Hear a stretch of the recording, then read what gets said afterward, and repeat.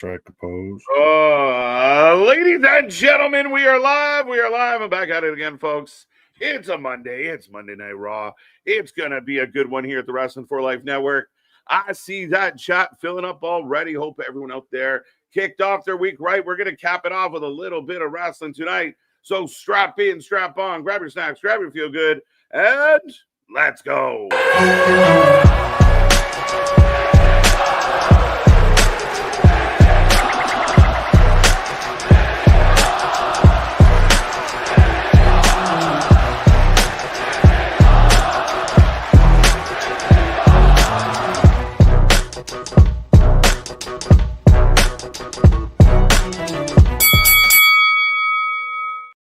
Ding, ding, ding. We are live and back at it again, folks. Like I said, we are the Wrestling for Life Network. This is another live stream as we bring you WWE RAW. Tonight's going to be a fun one. Technically, the go-home show for Saturday Night Main Event. So lots to talk about, lots to get into. We're even going to talk about shoes tonight. But get in that chat, hit all the buttons, be a part of the family, be a part of the show. And if you don't know who we are, well, I'm Mr. Every Night KJ White, the Iron Man of YouTube. That is Big Nick. Ladies and gentlemen, boys and girls, children of all ages, the Wrestling for Life Network proudly brings to you its tag stream champions of the world, the Every Night Delight, KJ White. I am Big Nick, and yes, we've got Cryptic Feats, Russo's to Juggalo, and I still haven't even said anything about the show. So, what do you want to talk about? Lots going on. I mean, one of the things here, real quick, we'll give a shout out to MDB, our new predictions champion. Under the new format, he went 6-0. The only people that tied MDB was Ringsider Anthony and myself. So there you collusion, go. I call collusion. Where is is this like Chauncey Billups and Terry Rozier? Are you out there, betting on your own games and everything? Rigging it, right? But that being said, Nick, one of the hottest topics over the last 24 hours, the WWE's been putting out little teasers on their social media of just shoes of people. Well, I know, and then there's been even more now because that's still number 4. While we were getting ready for the show, they've dropped 2 more. They dropped one that was another pair of shoes, and they dropped one that was very clearly Heyman's fat fingers with his Hall of Fame ring, looking like he was, at church or something. So he was gripping a leather chair. So are we going to get introduced to the new vision?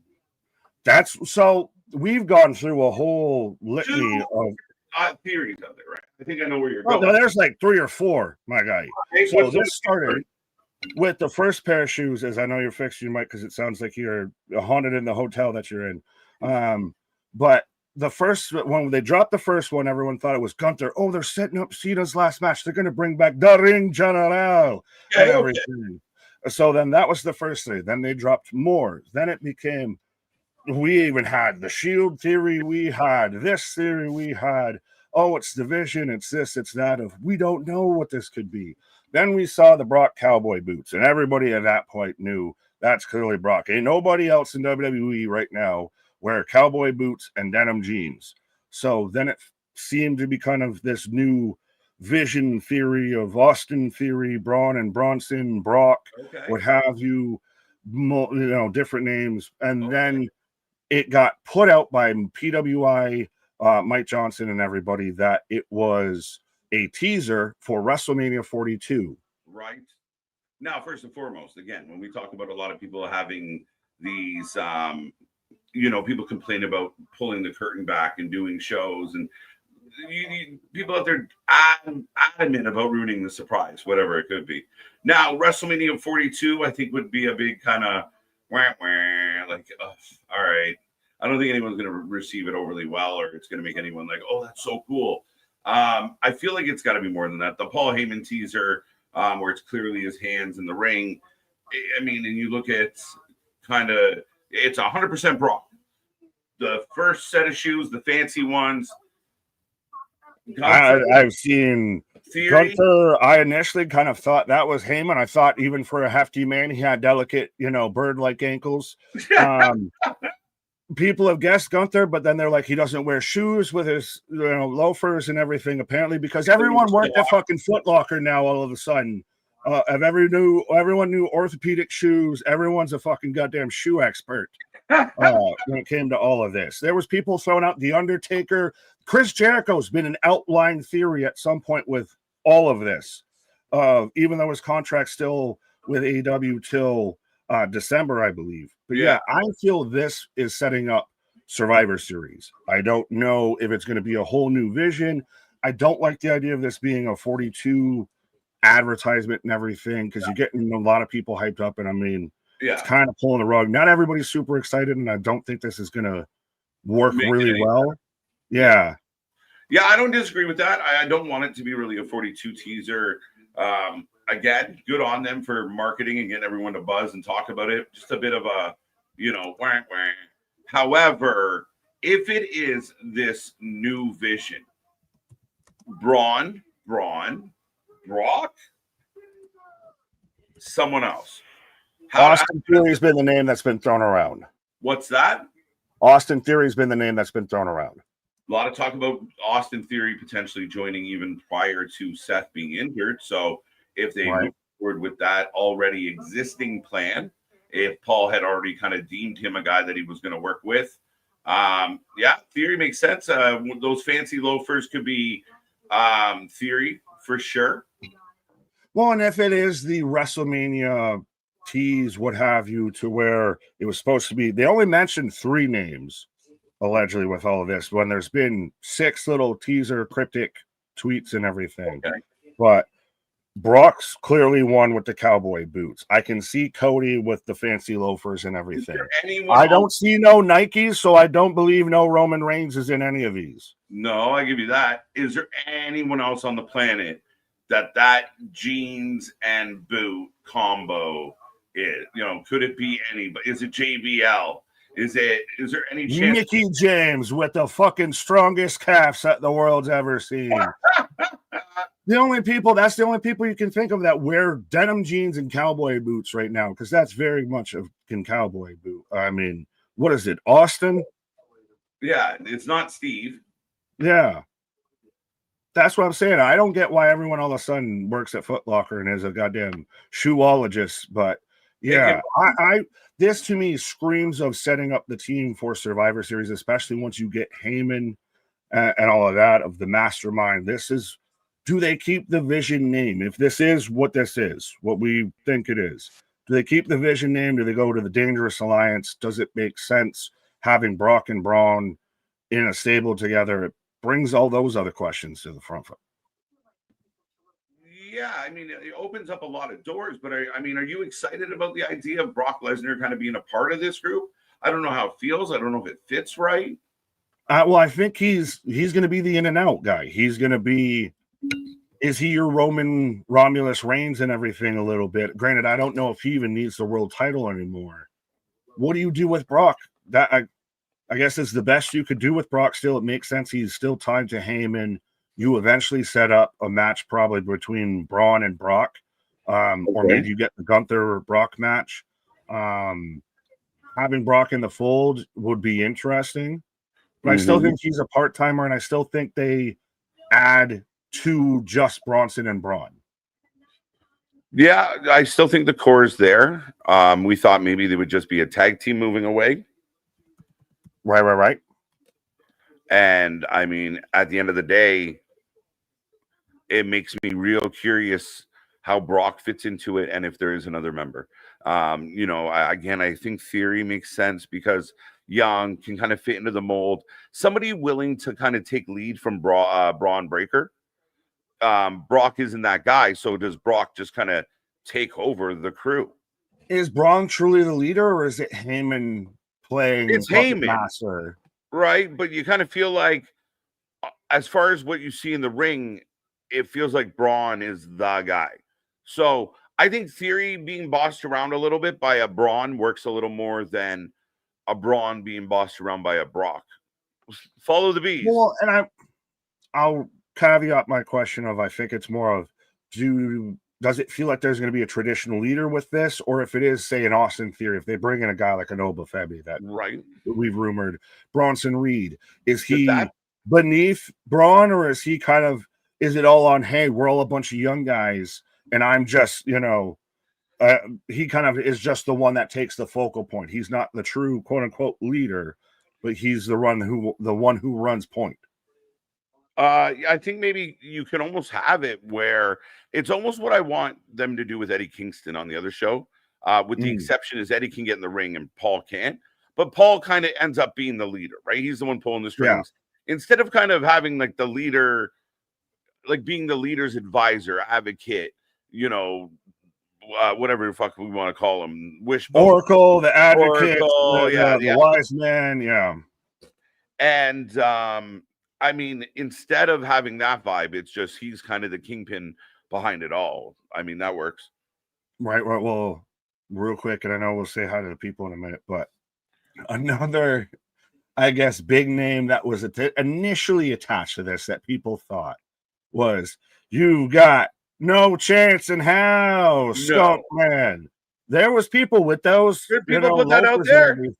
There were people out there on the Twitters, mostly on the Twitters, that thought it was Vincent Kennedy McMahon. Vince has his own faction now. It's like Brock Lesnar and like Austin Theory, John Laurinaitis.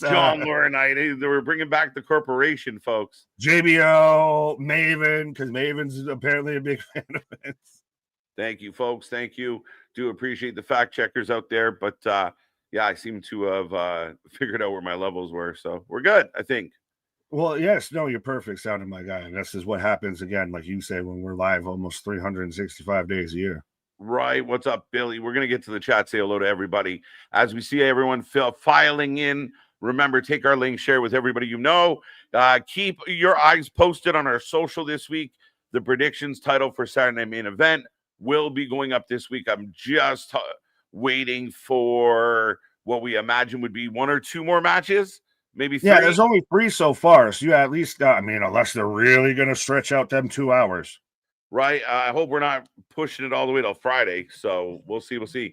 But the predictions title survey will be up as soon as possible, so keep your eye out for that as we've changed up how we do it. And congratulations to MDB. He's our first champ under the new system where we can verify. I didn't know we could apply to be champion, my guy. So I filled it out more of like to test to see if it worked, but I was there. The balloting system. I'll give you that. Yeah, we're going for it. We're in now because now we can legitimately prove what time we submitted our pick, so we can justifiably. It's not like we normally have a regularly scheduled Thursday night stream at 8:00 if you want to tune in and hit that bell notification the week of a show and everything when we're doing our previews and predictions, and we might be held accountable to those. Right now, the Google gods are in charge of the regulating of the rules, so I think we can participate. Well, we had these many, ballots getting stuffed in, everything like that before. We had to go to the regulatory system. We had to go make sure everything's legal. Right. Go Jays, go. Brandon 100% as game 3. We're back in LA, Nick. Right. I got all thrown off because I'm using the UK VPN. So when I was looking so I could pull up the scores, because UK doesn't have YouTube TV, it said the game starts tomorrow. And I was like, wait, no, it's supposed to start tonight. Yeah, right. It's crazy. So yeah, I'll start just after midnight across the pond, as many of the wrestling shows do. National American Beer Day, as Zach, welcome back. But yeah, National American Beer Day. So one of the weaker beers on the planet. Yeah, I was gonna say. So, do you have a Broken Skull IPA, a Bud Light, a Coors Light, a real American beer? You have to have a real American. You got to have a real American on American Day. Can you even find those in stores? Those collector items now, right? Eric, welcome back, sir, and shout out to Spaz, Jose, Big Dog, top 3 from last night's stream. That's your crown in the chat. The more you chat, the more points you get. If you want bonus points, use the super chat, super stickers. But shout out to those 3 gentlemen. And Eric, as always, welcome back. Appreciate the support. Right at the end, soften the Chiefs a bit before they play Big Nick's Bills in Buffalo on Sunday. So that's tonight, Monday Night Football. I believe KC is playing, correct? Yes, and we'll shout out Eric because I didn't realize that our game against KC was this coming weekend. So thank you for reminding me, and it works out perfectly because we're actually in the middle of the day and everything. Normally, when I watch, I couldn't watch us beat up on Carolina this past weekend because the Patriots are playing at the same time. Oh, that's no fun, right? And I'm not paying $40. Use your VIP dollars for use your VIP. No. Yes, tell the VIP you're in fucking Missouri. No, my VIPN only tells me countries, not states, my guy. Because that's the thing, is our states are as big as countries, because America. Flip it to Canada, see if you can get the Canadian sports channels. I wouldn't even know where to go. I'd have to ask you. This guy, I know a guy. You blew my whole mind. Kevin, welcome back. Larry, good to see you. Let's go. WWE walking video. If so, do you think it is? Yeah, I mean, again, this is the first kind of thing we threw up here tonight. And it's a good question. We will take anyone out there who has theories. Vince McMahon is not the answer. Never was, never will be. All of that. I still think it's funny. Jericho. It's been so funny to watch this evolve because I got made aware of the first one. Yeah. And then that's when everybody had their own theories. It's Gunther, it's Jericho, it's this, it's that. That's where the Vince shit popped up. Yeah. And then once we got more into it, then different theories sprouted. And the more we get, the more it kind of expands and expounds. Yeah, 100%. I mean, it gets trickier and trickier with, and more feet kind of give you more clues. What is a crime scene investigator? Right. You need the more clues, the better. Now, we had like the semi kind of laced up ones, like the loafer looking shoes. I love how everyone's like, I know an orthopedic shoe when I see one. There was like the third or fourth one that was like, yeah, the one on the blue carpet. The one on the blue carpet looks like Uggs. Well, that's when I was like, that's Bronson Reed. Man broke both his ankles and everything like that. I mean, right? Man's going to have them comfortable ass shoes. And then we get, the Heyman ring. Okay, we know who that is. Would it be funny if it was all things that were like, you think it was Paul Heyman, but it's Kane, or actually, Kane what does Kane have fat ass hands like that? I'm just saying, like, could it be someone that it's not Brock Lesnar? If they swerved us on it, that's even worse than honestly if it was just a WrestleMania 42 ad. The slipper one is a tough one. The one that people are talking about orthopedics, they're sneakers with like a rise in the sole. Yeah, so I mean, but that's somebody that needs ankle support, or somebody that needs to seem a little bit taller, or anything like that. But again, this is just so funny. This is the way wrestling fans are. Of all they have to do is literally show someone's fucking shoes walking, and everyone breaks it down like it's a goddamn Zapruder film of like, whoa, he had laces out, so that means it's so and so. Yeah, they're more of like but that's a good thing. That's what you want.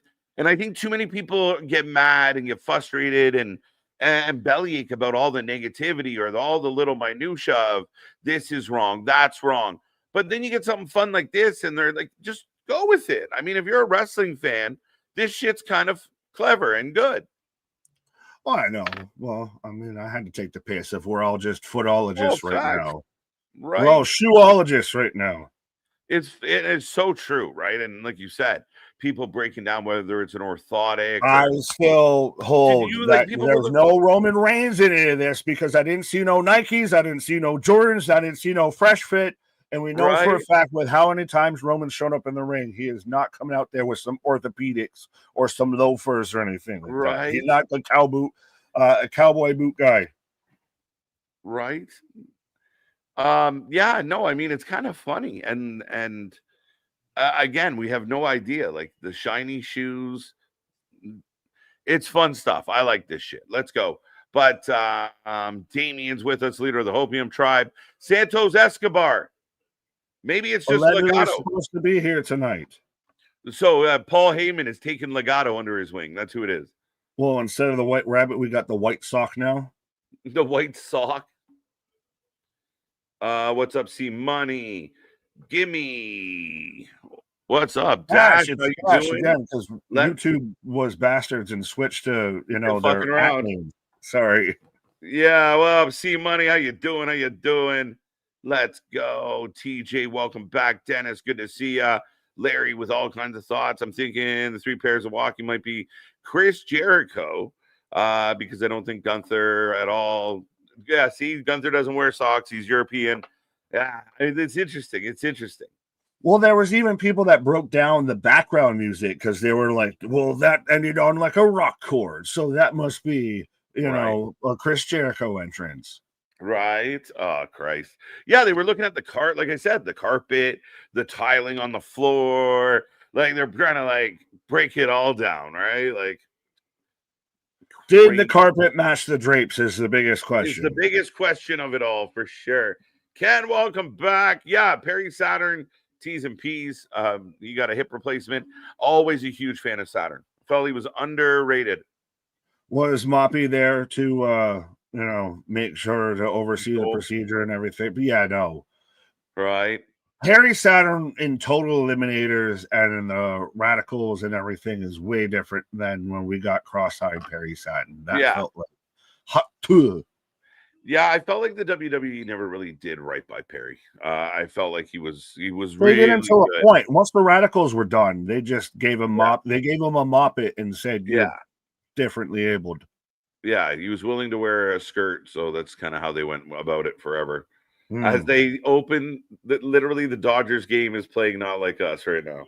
You bastards! You bastards! I mean, you gotta have to, my guy. Like that's how we're opening the show. Like it's the first home game. Yeah, they went there. What's up, Shade? Let's go. Let's go.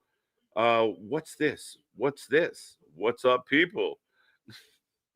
He was trying to do the Nightmare Before Christmas. I kind of got there with him. I got it. What's up, Joshy? Welcome back. Daryl's in the house. Christian Power. Forgive my attitude. All right. What did he say? What's up before I begin to get you, Nick? Sorry for the way I was acting on Halloween Havoc. I didn't even notice her. Good times. Well, I'm glad you're in a better mood now. Anything to add to that, Nick? No, the most I can say is we didn't notice. So good on you for owning up to it. Kudos. Safit back with us. Let's go. Let's go. MDB. I see Paul. The new champ is here. Let's go. Let's go. Of all people. Of all people. Well, when you said I see Paul, I thought you were almost going to start talking to another thing that we might halfway need to talk about of Vince Russo's fake out with the I work for the NWA, but I work for JCW. I'm an investor after I quit wrestling all the time. You might have to enlighten me a little more on this. I caught bits and pieces, but it's Russo being Russo, isn't it? A wee bit. So Russo has his one of multitude podcasts and everything. Like that.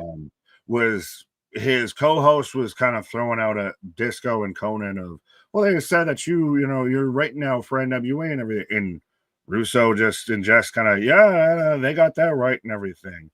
So everybody ran with Vince Russo's now writing for NWA, which again, no one seemed to feel like there was an issue with or anything. It's not going to help or hurt the product. No, it's a stalemate. Yeah, so he kind of faked everybody out with it, did a little juke step, and then put it out on Twitter, or he showed up at the latest JCW show, which is Juggalo Championship Wrestling, as the newest investor, and told all the marks that they got worked and they got swerved. Now, granted, he took a shot at Uncle Dave, so can't hate on that, but good job. Yeah, so Vince Russo is now bringing back concussion protocols and Me Too storylines, and those are his words, not mine, to JCW.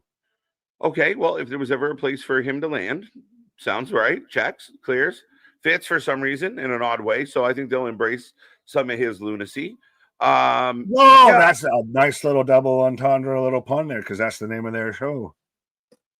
But I mean, I kind of do this. Yeah, I mean, at the end of the day, I mean, some things I don't get with Russo of like, what's the payoff of the psych? No, but nobody cared. Like nobody. What's the big payoff? You work yourself into a shoot, brother. I Again, guess. well, how is it a statement that remember when we used to actually regularly watch the NWA? I think Samhain Sam Hain was kind of the end of our tenure with watching NWA, and that was a lot of people's tenure with NWA. Yeah. But he teases that he's going there on his own podcast. Through whether he intended to or not, he very much teased he was going there. No one pays that much of attention to the NWA, and then he wants to act like he pulled one over because, oh, no, I'm not going to NWA. I'm going to Juggalo Championship Wrestling. Yeah. Right. Russo is a Juggalo now. He's down with the clown. Wait till you see it. Let's wait until we start getting Juggalos on a pole match and. My God, he literally has already said he's allegedly already wrote 9 episodes, and is already brought back a CTE angle or a concussion protocol angle. Has brought back an angle that involves the Me Too movement. Oh, good. That's what we should be. Yeah, let's go back that way. You're right. He's going all the way back. With his hyper focus on that kind of topic, it blows my mind that he's never got himself in trouble, but he is obsessed with it. Maybe it's a guy that just never got enough of it, so it's all he wants to talk about and write about. But my God, as I think Brad Paisley just sang the anthem for the U.S. What's up, Rocker? How you doing? Hello. Thank you, Kev. 3 new champions from NXT after Saturday. Yeah, Halloween Havoc happened on Saturday, Nick, and 3 new champs. Absolutely. And I think the North American title matches were the best matches of the show, and probably like they're the best going forward. Those are the best things kind of halfway going in NXT right now. Yeah, for sure. Strong show. I thought it was a strong show overall, and I liked it. I liked the surprises. I like the fact that, Mariah May kind of came into her own now, and we'll see where she goes with this as she works towards the top of the pile. The same thing with Ethan Page, another great match from him. And then to see Ricky retain in a good match, not a great match, but a good match. I'm happy about that. And then, of course, the Dark State have taken over. I still love, though, at least, and I even shared it out there, I was not the only one that like we all were of. So when are they going to get to the compound? Like, go walk backstage, walk into a fucking portal for all I care. Just, yeah. Honestly, I'm going to be 100% transparent here. If Dark State would have won at the compound, it would have been better than what we got. Well, again, and you weren't the only one. We talked about it live. A little bit of bait and switch, there. So I don't know. I don't know how I felt about it. You should be happy. You got your Dark State victory over me. Right. Well, I'm happy with the victory. The match itself kind of wasn't what I was hoping for. Right. But we are getting the start of the show. So I'm getting the warning that it's about to start. I am just getting this live event is about to start. There we go. Yes. But OG Dale, I see you. Bradley, I see you. Brian, I see you. And Vince Russo thinks he's a comedic genius. He thinks he's some sort of fucking genius. He thinks, just miraculous. Like he has the greatest of ideas. And I don't know. I think we've struggled to see proof of that. Multiple examples. You do know where is Roman or at or no? No. Ransom letter? What? No, as I have then. Yeah, I have. Now? The hell? Forever. Oh God, you're ahead of me. We gotta find the blink forever. There you go. Crowd, Wyatt, Rock, yes. W. Together. Yes. Let's go. So, ladies and gentlemen, Nick and I are kicking this one off. We got hockey. We got wrestling. We got a little bit of baseball. We might have some hockey. We got shit going on everywhere. But welcome back to the Wrestling for Life Network as we get ready for Raw tonight, setting up Saturday night main event. We will be here live, and we're looking forward to it. Absolutely. As we've got the Not friends. So we've got a women's tag team championship match tonight that I was not aware of. I was also not aware of until now. We're Not Friends versus Bailey and Lyra. We've got a #1 contendership for the IC belt. Bailey, Bailey and Bird Lady. They are Barry and Barry. When have you ever seen Penta wear a ball cap? Right? It's still cool. It's a little Barry. It's still good. Right. Yeah, I'm getting a big overhead crowd shot right now of I started getting lit and forgot we already talked, Jose. What? Dun, dun, dun, Twisted Queens is their new name? Nah. Since when? No, it won't. How would you feel if that was? I don't want to shout, tear you down, Richard, but I call them Twisted Sisters. We're not gonna take it. No, we're not gonna take it. Well, I'm gonna take kind of the whole frenemies, we're not friends, that whole vibe. It's been working. Yeah. I think it's perfectly fine. I mean, it's not really a name of, as a name, like our name is We're Not Friends. Yeah. Is it better than the Vision? No. Is it better than the Demand? Yes. We're just playing higher and lower right now. Right. As we are getting a replay of the Battle Royal that took place last week, how it all ended. And we do have to keep in mind, how is Jimmy going to feel that we saw him on Friday running amok. LA Knight's not going to be happy. We got lots to figure out here tonight. Jimmy Uso could interfere in both world title matches on Saturday Night Main Event. He got taken out by Drew McIntyre because he's friends with Cody. And now he's odd man out because of Jey Uso. Yeah, 100%. Twisted Queens, Twisted Sisters. Makes more sense. I'm still miss the opening of Raw is Ward. The pyro was amazing. Everyone has their own kind of Raw intro that they kind of all grew up with. I liked when they were all fighting on the rooftop and then like Austin's walking in and the barrels are exploding and well, that was your Raw's War, Right. See, I always like the Union Underground. Forget the light, the morning. Here comes Jay. The allegedly most disliked man on WWE's YouTube. Apparently. Allegedly. Do you think it's just because we literally just saw this match like a week before? I literally, I think it's just a case of people don't like when someone's at the top. And I think Jay got to the top. I have no problem with it. And again, realistically, Nick, if you hate Jey Uso, all right, you're about to watch him take an L. Get over it. Well, it's so obvious he's losing. Well, people said that when before he won it the last time. It's so obvious he's losing. And then he got the dub. So, But is that part of it? And I see you, Spaz, but is that part of it of that even for everybody that wants an LA Knight or wanted an LA Knight? Because I'm kind of there of give me Punk versus LA Knight instead of Punk Jay again.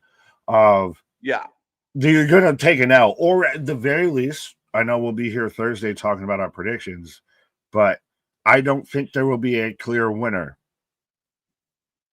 You need a clear winner for the world title. Not if you've got do you have a clear vision and do you have a clear winner? You got to have a clear winner coming out of this title match. That's tricky. You leave the world title up in the air? It would make a lot of sense. If, hey, you won't put us in there, so we're going to cup your shit. So no, and you just walk away empty-handed. No contesta. Again, if you're bringing in somebody like Brock or you're really trying to mix this up. Wild theory. Could you defend a world title or declare a world title winner out of a War Games match? Oof. I don't know. Like I said, bold theory, bold strategy, Cotton. I don't know if it would really work. I'll admit it's a little Paul's team wins, Paul just decides which Who gets the pin. who gets the pin. I don't love it, Nick. I know, like I said, wild theory, bold strategy, Cotton. But so on paper, to me, I'd still say CM Punk wins, regardless of who he's facing. So back to what you were saying, Jey Uso takes an L, LA Knight takes an L, anyone versus Punk takes I think so. I mean, we've been surprised. Shit could happen. You know, imagine it, you know, like Punk's about to win, and then, you know, I don't know. Anything could happen. Seth pops up on the screen and says, "You're never gonna win." Right? Like, I don't know. We got issues with Big Jim, the Vision. We're watching feet. We're breaking down shoes. It's good questions. We're Tony Atlas out here just staring at feet. Right. Spaz with a $10 super chat. Wanted to laugh because I enjoy Halloween in NXT. I was told live on air to dress as a functional contributing member of society for Halloween by Salty Sidge from What Culture. So there you go. So I guess you got cultured. I don't know. Dress like one of us then. We're cultured members of society. I mean, yeah, I think we do well. We do well. We make it work. Yeah, I don't know how to take that.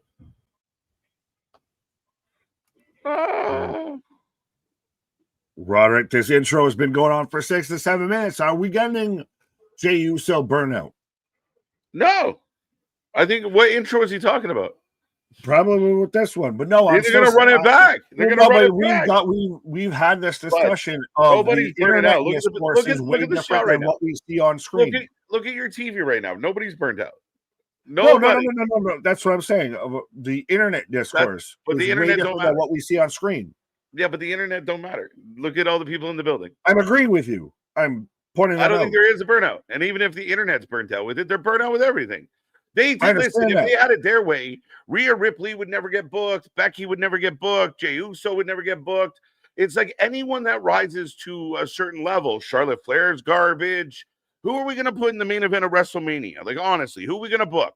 Fucking Amazing Red and Jungle Boy. Like, what the fuck are we doing? So, yes, I'm agreeing with you. As they're literally trying to ask this man to run it back, I was agreeing with you that the internet says one thing. Well, what we see on a TV screen is an entirely different thing. They're literally asking this man to run it back, while Twitter will tell you they're over it. Yeah, and I was just smashing that home for you. Yeah, fair enough. You don't smash. I'm talking mashed potatoes right now.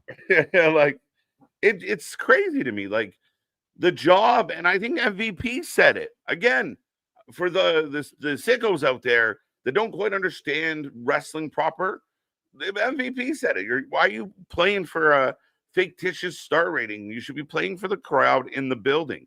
You want the crowd in the building. Your star rating is the pop you get.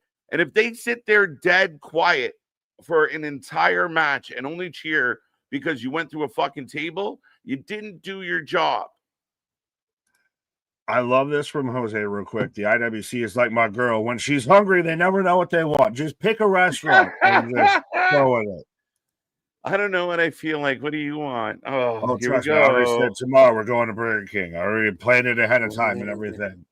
But it's still, it's one of those, like, if you really think about it, if we're getting the honest tell-all opinion, he's wearing black. The audience that's the paying audience is just the louder version of what should be the rest of the outside audience, the internet audience and everything, because they're the ones that actually paid the money to say it instead of sat there and got on Twitter to say it. Yeah, you got guys like Sappy and Meltzer who have convinced people that the internet fans are the smartest fans in the world, and the people that are spending their money to go to these shows are just idiot drones. They don't know any better. Seals, yeah. Like, what the fuck? But at the end of the day, man, the job has been fill buildings, make building go boom. Like, that's the job. Simple. Like, it's like this idea of like working for stars. The fuck do you mean working for stars? What do you get? Like, is it in your contract that Tony gives you bonuses for star ratings? But you do have, as Jay's cutting a promo, but you don't. So do you agree with MVP though that there is definitely a collective? That's their goal. Yeah. Here comes CM Punk. But Jay's in black, by the way, repping the Wrestling for Life Network tonight. Jey Uso looking sharp. But here comes CM Punk.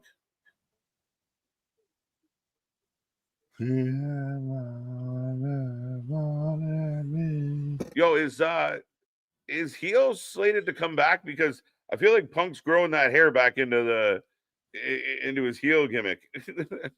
Well, I've never been a fan of his little fucking greaser pompadour shit. Go speed red, go speed red. Damian saying he has no interest in this match. Why not though?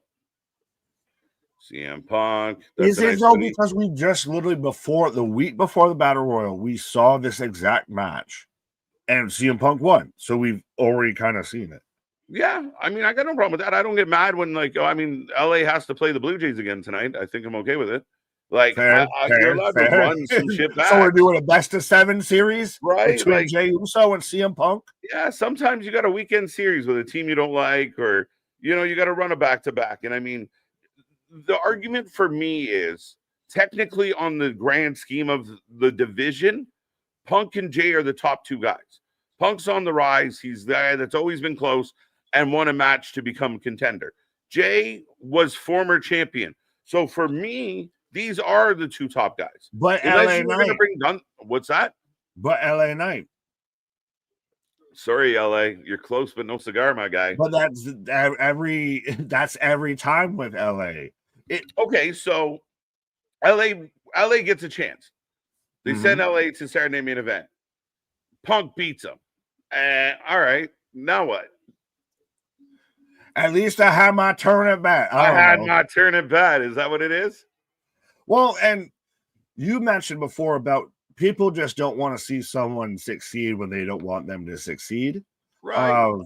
Every big moment for Jey Uso's been the most disliked videos on WWE's YouTube. Him winning the Rumble, him winning the world title, and him winning the Battle Royal. Right. And look, Punk asking to call it back. There you go. Now, cult of personality going to run back for Punk. That's funny. That's cheeky, as they would say. Cheeky. My grandma would say, that's cheeky. Get the fuck. One word. I mean, again, and I think Punk is good enough to get you interested. Well, he's good enough for anything. I mean, Christ almighty, he just sat there and did the 4 letters, 1 word. Punk. Yeah, it's so good. So just keep doing the same thing is what you're saying. Keep Jey Uso having title match after title match after title. So tell me on record, how many title matches has Jey had? He is a top guy. I mean, again, I think in a day and age, we forget, like when we came up, you're running back. All the main guys were the main guys. Multiple title matches for the main eventers. I don't get this take of like, you lose once or twice, and then you should never be seen again. Jey is in the mix right now. Jey has to move on to something else. But again, what's the point of killing LA Knight or killing a Gunther, especially if the plan is give Punk the title? Well, there's twofold to that, because I want to almost say I was trying to do the math in my head while you were talking of Jay's at like 4 or 5 attempts here. And what, like, since when?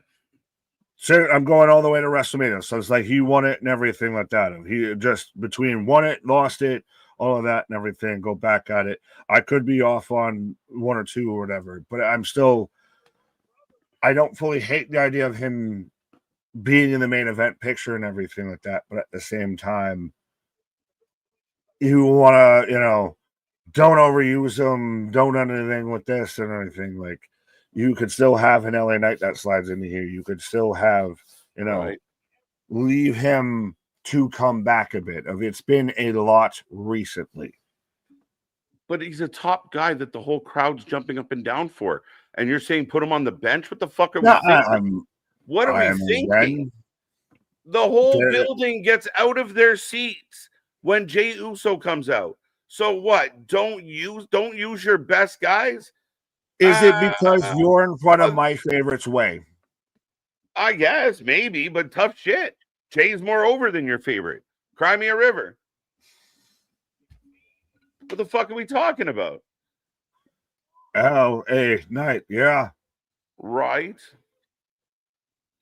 This is a weird comment. Mr. Noob, your defense of Jey Uso reminds me of the Sickos defense of AEW.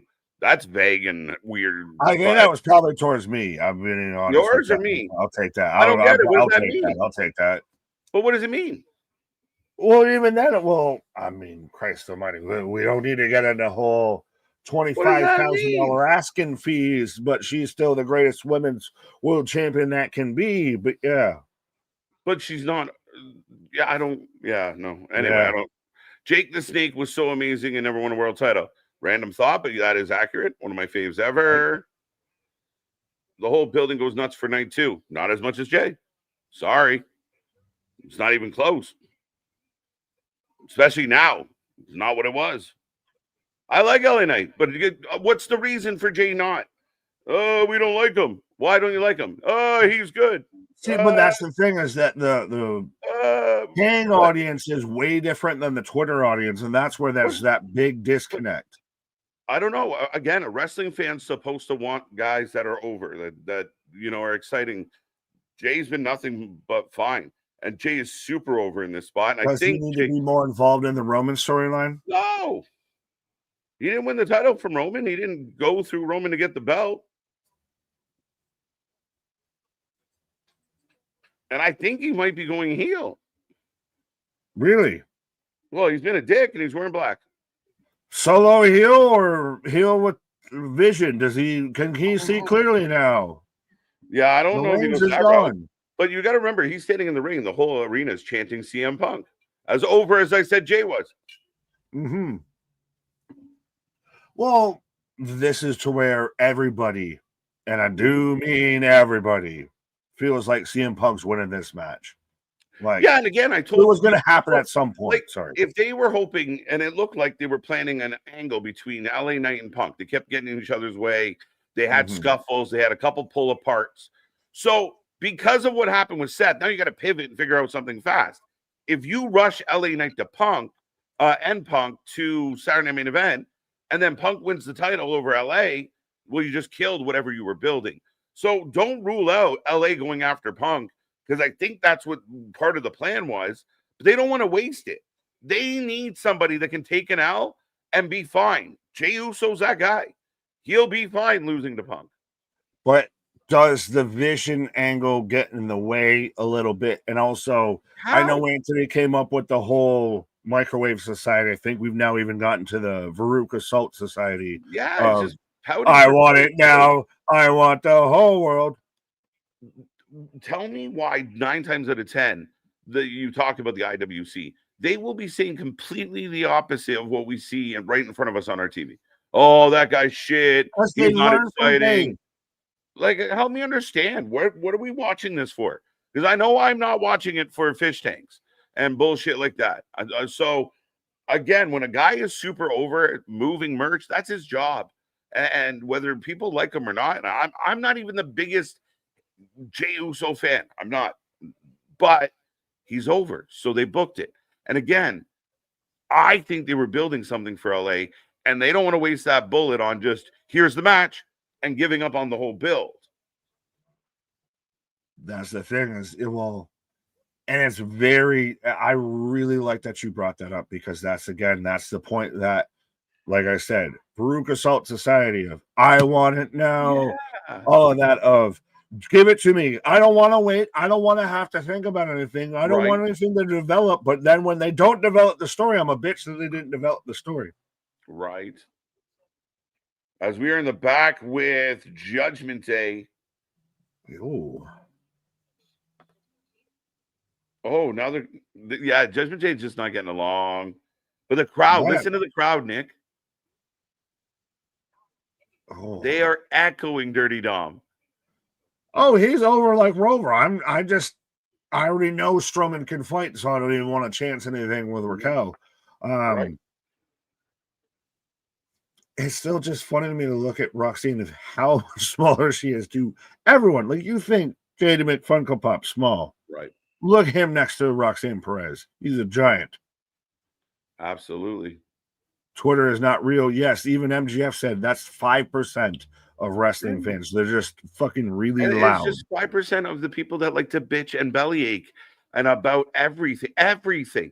And it's getting worse. It's getting worse, to be honest. There's nothing. We're in November. We're about to hit November 2025. Nothing has been enjoyed by anybody in 2025. AEW's the shit. WWE's boring. It's all garbage. Boo fucking who. Like, yeah, I guess. Like, it's fucking crazy. According to Twitter, 2025 is the worst year in wrestling to ever happen, except if you have watched wrestling at any point ever. So, yeah, as we're about to kick off with Penta versus Rusev for the number one contenders match. Absolutely. Oh, I thought Nikki's was at. Oh, all right. Well, I'll be right back, Nikki. I'm going to grab a pause. And the show goes on. Let's go. Let's go.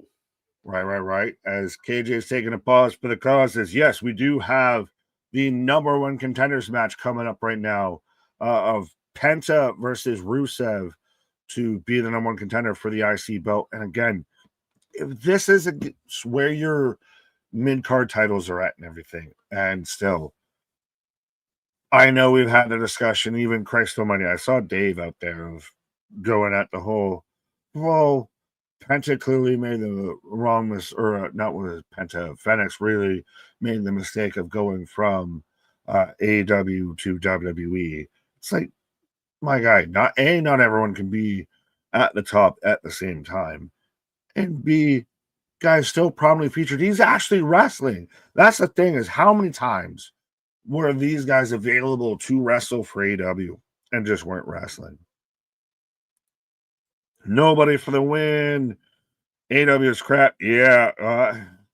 AEW has good aspects. AEW needs to really buff its shit out and really recognize that you're driving around more in a Honda Civic instead of a Lamborghini type of shit. It's kind of that vibe of you got to realize not everything is fine. You might need to buff some shit out is more the issue. When will Ray Phoenix get over as Penta when they team together? Well, and still, Penta's had more time on the main roster. He's also been, I don't want to fully say in more prominent spots, but he's definitely gotten more of a singles push and everything. So, and I don't think that that's a bad issue at all. I know we had talked about before of that's something that they very much could have done, especially with them being disjointed of when they were going to get out of AEW. You have one that you push them as a singles competitor for a minute, and then you have one on the other brand, and then you slowly pull them together. And it seemed like post Andrade release, we were getting there, and they backed away from it. So that's curious. But yeah, I don't think Penta as a top mid-card guy, as a upper mid-card guy right now on Monday Night Raw is a bad issue at all. I don't want Penta winning this match unless he's winning the IC belt. Well, we don't know. We don't know, my guy. We'll wait and see. Spaz with a $5 super chat. Folks saying Brody doing better than Black. Black is working with his wife, feuding with a former world champion in buildings that are full. Fair enough. I don't know who exactly brought that whole the Brody King Malachi Black comparable up, but yeah, I mean, Brodito versus we have Karrion Kross at home. I still want to see where both really kind of turn out and pay out. That's the thing. Is I'm enjoying the ride. I'm enjoying playing the game, but I want to see where we cash out on these. And then Wild Slap Nuts. I've not seen a Wild Slap Nuts, but I see a Miro out here. It's almost when I envision KJ with his shirt off, looking like I'm just Canadian glory. Bad. I stay no DQ match. Bad. But I go, I don't know if we're in a commercial. We just, so we randomly pivot to the pier, the Vegas pier. I got O'Shea Jackson Jr. So I'm assuming we maybe went to commercial. Anyone that's watching on regular US Netflix because I don't have a timer. It just randomly got dark and now we're just showing people in the crowd. Yeah. It's the perfect reason, Pat. Jada Parker on the main roster. Soon to be. Well, I got that one. Keyshawn. Alexis, any news on Liv Morgan's return? The most I saw was she put out a video today that was her getting her shoulder set back into place after the injury when she got taken out, and was pretty much celebrating her 11-year, I guess, anniversary being in WWE. Yeah. That's the most I've seen him. Again, it's still up in the air, and I like when stuff like that, to an extent, is up in the air. Like, obviously, if they're going to be gone until God knows when, maybe I'd like to know. But if it's close to almost imminent, what have you, keep it vague. Leave a surprise. Got that one. Cup of haters. Who's a cup of haters? Because we are on our way right now with Penta versus Rusev. So, folks, let me know who you got for this match. Is Penta just slap it away? This feels like literally a Street Fighter boss fight inside of a kid wrestling ring. Test your might.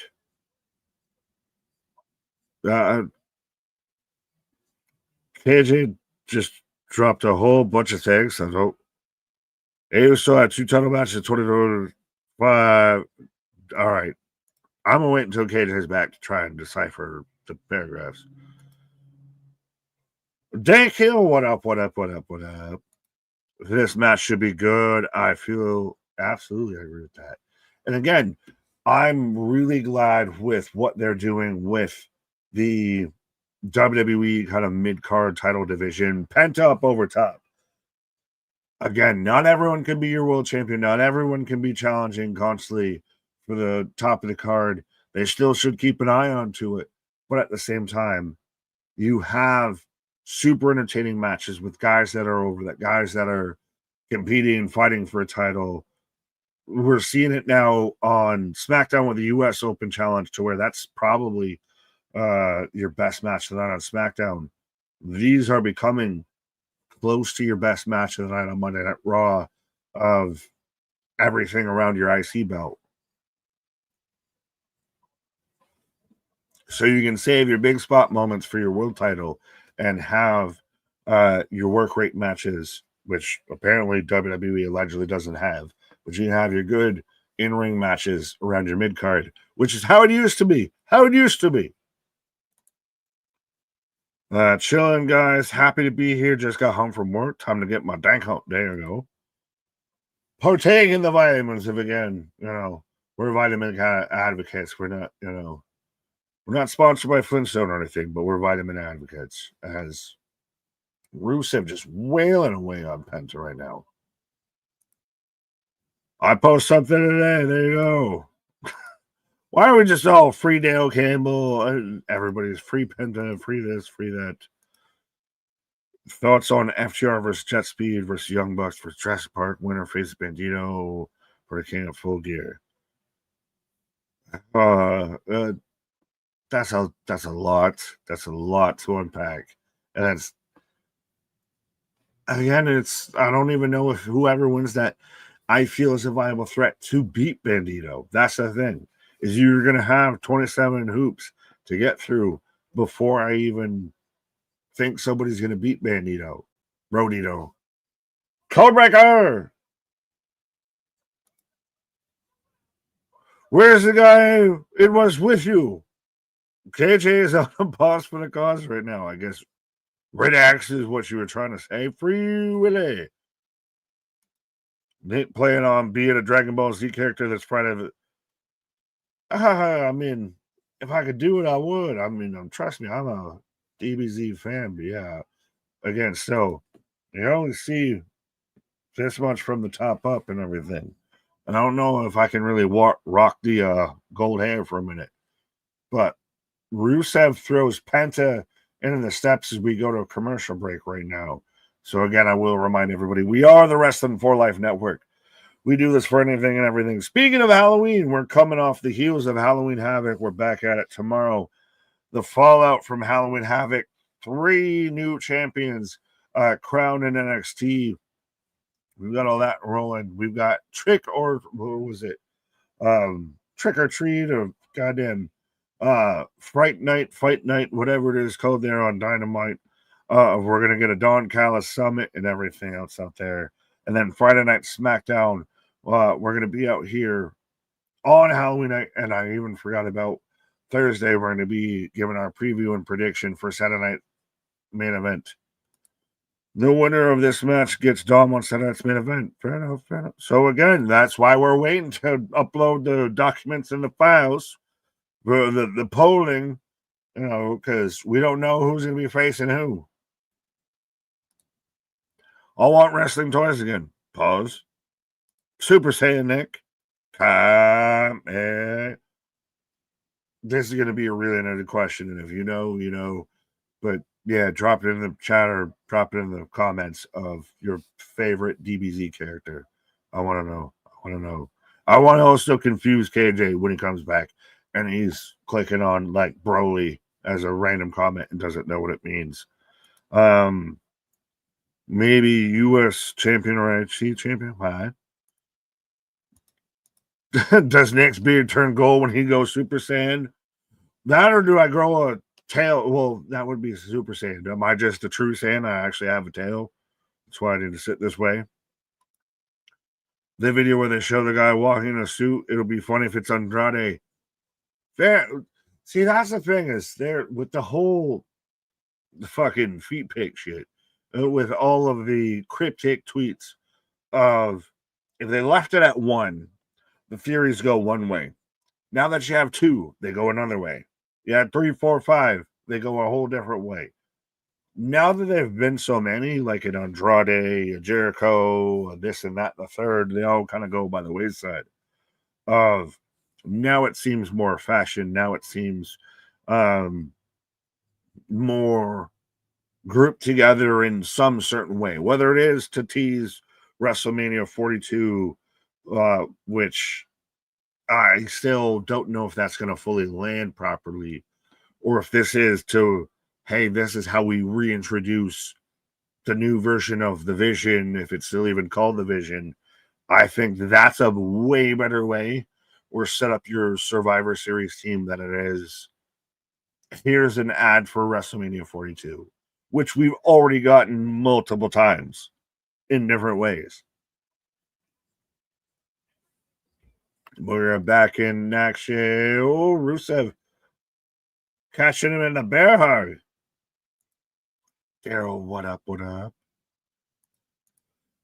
Mike TV, what's up, Big Nick? I'm assuming KJ is around somewhere. Yeah, KJ is on a pause for the cause right now. Again, he's out there. He's getting the trick or treat candy. He's out there doing the shoe analysis. He's getting the soul information on who's stepping who.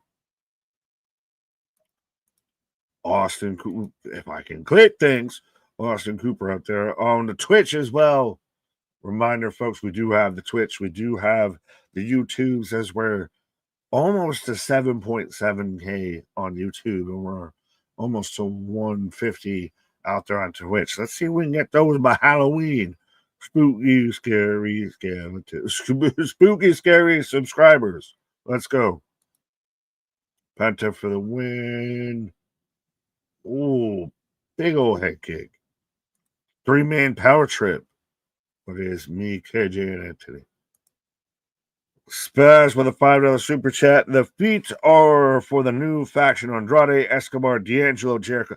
I even forgot about the whole D'Angelo theory and everything. True story. Crime syndicate. True story. It's my feet. It's my feet. I'm one of the shoes. You're a feetophile. Feetophile. Are you out there? Are you on Only Toes? Oh, yeah, Only Toes is my fave. How can you not? All right. Oh! Get out your Broly. We're going to make it rain. KJ, the great voice from the beyond. Whoa. Yeah, you know, they're mighty powerful O's. Again, another strong match for the company that apparently doesn't do good wrestling matches. We're getting a good wrestling match. Has your mid-card division become your best wrestling in-ring action? Yeah. Yeah. The mid-card in general, though. Well, that's what I'm saying. Of your mid-card division, Yeah. you had the open challenge, Ilya versus Malachi, this past Friday. You have this here, which is just a number one contenders match. Oh, 2. I have Penta crawling. The crowd goes wild. So according to MVP, this is a banger. How do you feel about the differentiation between Penta and Phoenix? No, actually, no. Fucking hell. Don't start that route. That's actually not the truth. You came in here all feety. All footed. I was a foot. No. You instead of abreast of the situation, you were a foot. I was a foot. Yo, the Grandes show up and just beating up Penta. Both men. Beat up both men. Oh, there they are. Yeah.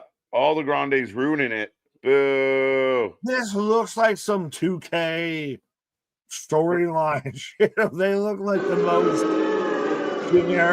generic wrestlers. And it pains me that this is Ludwig Kaiser, Pete Dunne, and Tyler Bates.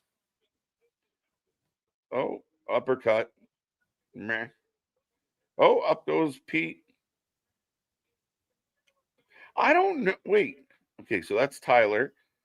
Is Pete blue really is Tyler, red is Pete Dunne, is Pete Dunne that New G Grande is Ludwig. Is Pete Dunne that bony? I mean, the master of joint manipulation. You're wondering if he's that bony. But he was the bruiserweight. He's got some meat on his bone. He done lost that meat. Like, am I crazy? Like, I thought. Oh, but Ludwig just blowing kisses. Rusev just coming back like a villain. Like, I believe that's Tyler Bates. It's just, I'm surprised that is Pete Dunne's physique. I'm surprised that this has gone the way it has. So we're gonna get a 6-man tag match here. Oh, they saved Ludwig von Grande from the Mexican Destroyer, Canadian Destroyer. Did I say that right? Rusev, Krush.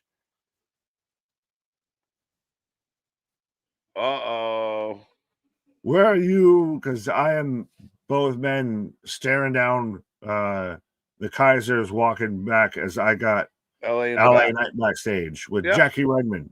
Yep. Okay. In front of the big yellow Mighty Ducks logo. Quack, quack, quack, quack. Let's go. Everyone wants LA Knight to get his chance, and I know LA wants to get his chance. We've been trying to see if there's some way for LA to get in there. We thought moving to Raw might help them. I still think there's something on the table for Punk and LA, and I think it's going to be really good. And I think a babyface Punk champion allows LA to really step into heel LA Knight. But if you're an LA fan, if you get told, just wait another couple weeks, though, do you really believe that? Do you buy that? Because it feels like you've been told that quite a bit. By who, though? Who have you been told by? Well, yeah, I don't think the company's told anybody anything. You don't think he's been pushed at all? He hasn't been in a prominent position or anything. He wasn't out there with it in a match with Seth Rollins. What does that have to do with what you said? You just changed the complete argument. What does that have to do with what you said? I asked the argument of it that he's been out there. How many times are you gonna go to the well with this? Just give me more. Just wait. Hold on tight. It'll work out in the end. Well, I mean, again, he's been close, no cigar, and even times where we thought maybe this is the chance. But yeah, I mean, LA is one of those things where you have a fan base that really wants to see this moment. And the argument is when you do finally get that moment, if you finally get that moment, it should be a big fucking moment. Could he win it at Saturday Night's main event? And then I know How he's would not he? in that, but if he was put in that situation, would it have been an issue? No, I mean, people would have been happy if he went in there and won it, but it would be very interesting. And I think they want to give it to Punk right now. I just think because of Punk's notoriety, he might be the guy to go to, and probably where they were heading anyway. Well, that's the thing. Is it one of those? Well, we're just fast tracking of like what we even saw with the vision split up of we were going to get here. We didn't think we were going to get here now, but we got here. Yeah, because that Punk Seth storyline always hung over everything. And, Punk still had to get back. And, Seth promised Punk he'd never get that belt as long as he was around. And so Punk getting this belt just kind of elongates and kind of fast tracks the beginning of the story where they were going to stretch out and said, we're getting the feet. We're getting oh, that's it. We got a shoe. Who shows a shoe? I got a man who does the shoey with Grayson Waller and Kofi Kingston on my screen. But also, doesn't it not only affect Roman Reigns where he goes with everything? It has repercussions beyond it. Well, and it's very intriguing. Like, do we find out tonight what it is? Will there be more about it tonight? Or do they wait till Saturday to tell us? Is it a Friday thing? I wasn't even talking about the defeat. I was talking about now with Seth Rollins being out and everything to where now you pivot it to CM Punk because I feel like Roman Reigns versus Seth Rollins was going to happen at WrestleMania and everything. It was possible. And I mean, now I wonder how it changes the dynamic because is it Punk, would it be Punk Roman? And do you sell us on Punk Roman if Punk now is in the Rollins spot, right? Right. But yeah. What? Fuck. 1-0 Tiger. LA. 1-0 Tigers, but I'm gonna go try and see if I can change my stripes here, and I'll be back at it. Right. All right, Nick, taking a pause for the cause, folks. Show rolls on. The Dodgers go up 1-0 as Hernandez hits a solo dinger to start off, I believe, the second inning. Still early, and I have Waller and Kofi with Byron during the commercial break for those who can't see it. But the show rolls on, folks. Don't forget, tomorrow, NXT, we will be here for the fallout of Halloween Havoc. Wednesday night, Fright Night Dynamite. We will be here live on Wednesday for all the spooky, all the scary, and the AEW wrestling as well. So it should be a fun one. Thursday, we have your preview for Saturday Night Main Event. Friday, SmackDown as always. And Saturday, we're here for Saturday Night Main Event as our run continues. We got more shows coming your way. More fun stuff. Like, share, subscribe. Remember, we want to see triple digits hanging out with us. So go get your friends and save them from bad streamers, bad reactions. Bring them to the best doing it in the channel that does it more than anybody else out there. Grayson Waller's tan is horrid. It is strong copper. But they're upset, ranting and raving, but we move on as we head back to the show. Loafer Falla. Boot La Falla. What else you got? We can do better than that. I like Loafer Falla. See my loafers, former Gophers. The new group name is the Foot Clan. Ding. Master Shredder and crew. What is on your wrestling mind, Christian? Probably going to hate me saying this, but how do you like the idea of Mercedes Moné being the queen of her world gimmick? I mean, it is what it is. I've been very vocal about my displeasure with Mercedes Moné. The fact that I think it's an undeserving run. I don't find her highly entertaining. I don't think her matches are great. It is what it is. It's an acquired taste. I think it's inflated like a lot of things, and they're doing it, and it's a lot of name, not a lot of substance. What was the rating for Halloween Havoc? I think I gave it a 7.5, 8. Did I go 8? I feel like I might have went 8. I liked it. I was happy with Halloween Havoc. 3 new champions. But I am in the back, by the way, with Paul and the bronze.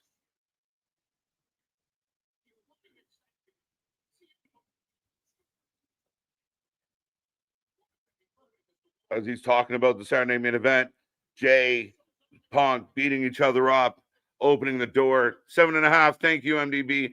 I knew it was in that ballpark. TK already booked FTR versus Jet Speed versus Young Bucks versus Jurassic Express. So I believe we have a fatal 4-way for the world title. Joe, Hook, Ricochet, and Bobby again. And then you do a fatal 4-way for the tag titles as well. Tell me that you're not putting a lot of effort into Full Gear without telling me you're not putting a lot of effort into Full Gear. And this is it right there, right? Like, in all due respect, you're just, all right, here's 2 fatal 4-ways. These will be those who go for the title that shows. I don't mind the fatal 4-way. I just think doubling up and doing both, it feels a little bit lazy.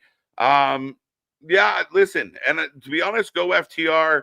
I don't really care for Jet Speed or Young Bucks at the moment to do it.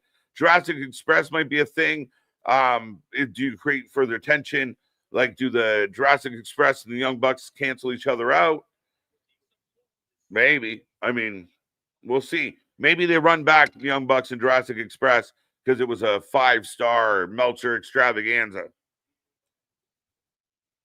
Teenage Mutant Ninja Turtles. Turtles in a half shell. Turtle power. As we get out the side. All right. 1-0. Not bad. Not bad. Braun versus Jay or Punk. Highly possible. I mean, Braun, Bronson. And that's Paul's message to the Bronze is we are looking forward. We are looking ahead. We are looking at the future. And these men are going to fight each other. They're going to beat the hell out of each other. And then we are going to be there to pick up the scraps. We are going to be there to take advantage of the situation. As now we go to Asuka. This is dramatic.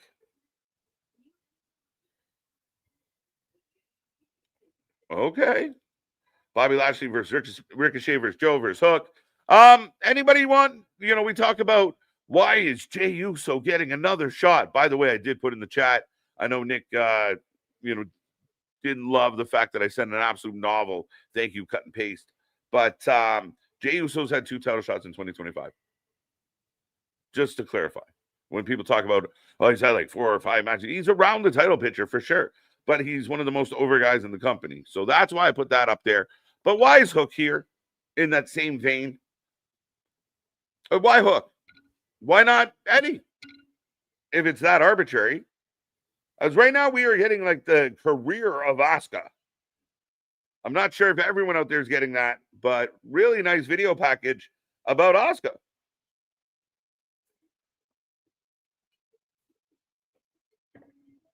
Right on. Braun versus LA Knight again. Yeah, now I would agree. We've done that a lot. Heyman, he's kind of been the puppet master. He is the one pulling all the strings. He talks a lot about being the Oracle, and he's had multiple names. The Oracle might be one of the better fits because he always seems to have the plan or see the future or be able to mold the future in the way he wants it to turn out. So, Heyman is Heyman. Heyman's always doing things. You can never trust Heyman, and clearly he has his eye on the prize, and it'll be very interesting how they go about it. As now we got JD talking to Pierce. There you go. What's up, big dog? Becky Cost, Braun, maybe, right? Highly unlikely, but never know. Never say never. Video package for Asuka. Outstanding package for Asuka. A nice little way to sell us on somebody that they're pushing right now. Asuka's kind of slid into that spot that Naomi left open. So, plus Liv's out. So it gives a real strong presence for Asuka. We know what she's done. A lot of people are a big fan of Asuka. So again, I love these little vignettes to kind of help you, remind us how cool this person is. It works. 10 years. It's crazy.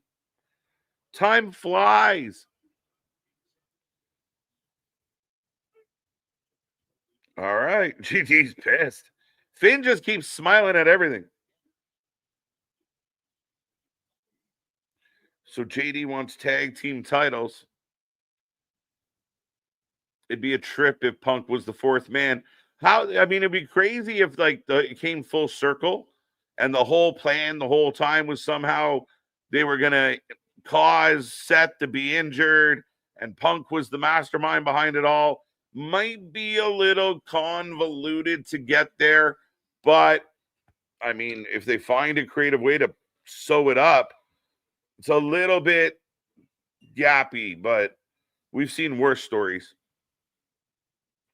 The Boot Patrol. Anytime Hook shows up, there's always a snag. Why not Kevin Knight? Kevin Knight would be great. Josh Alexander.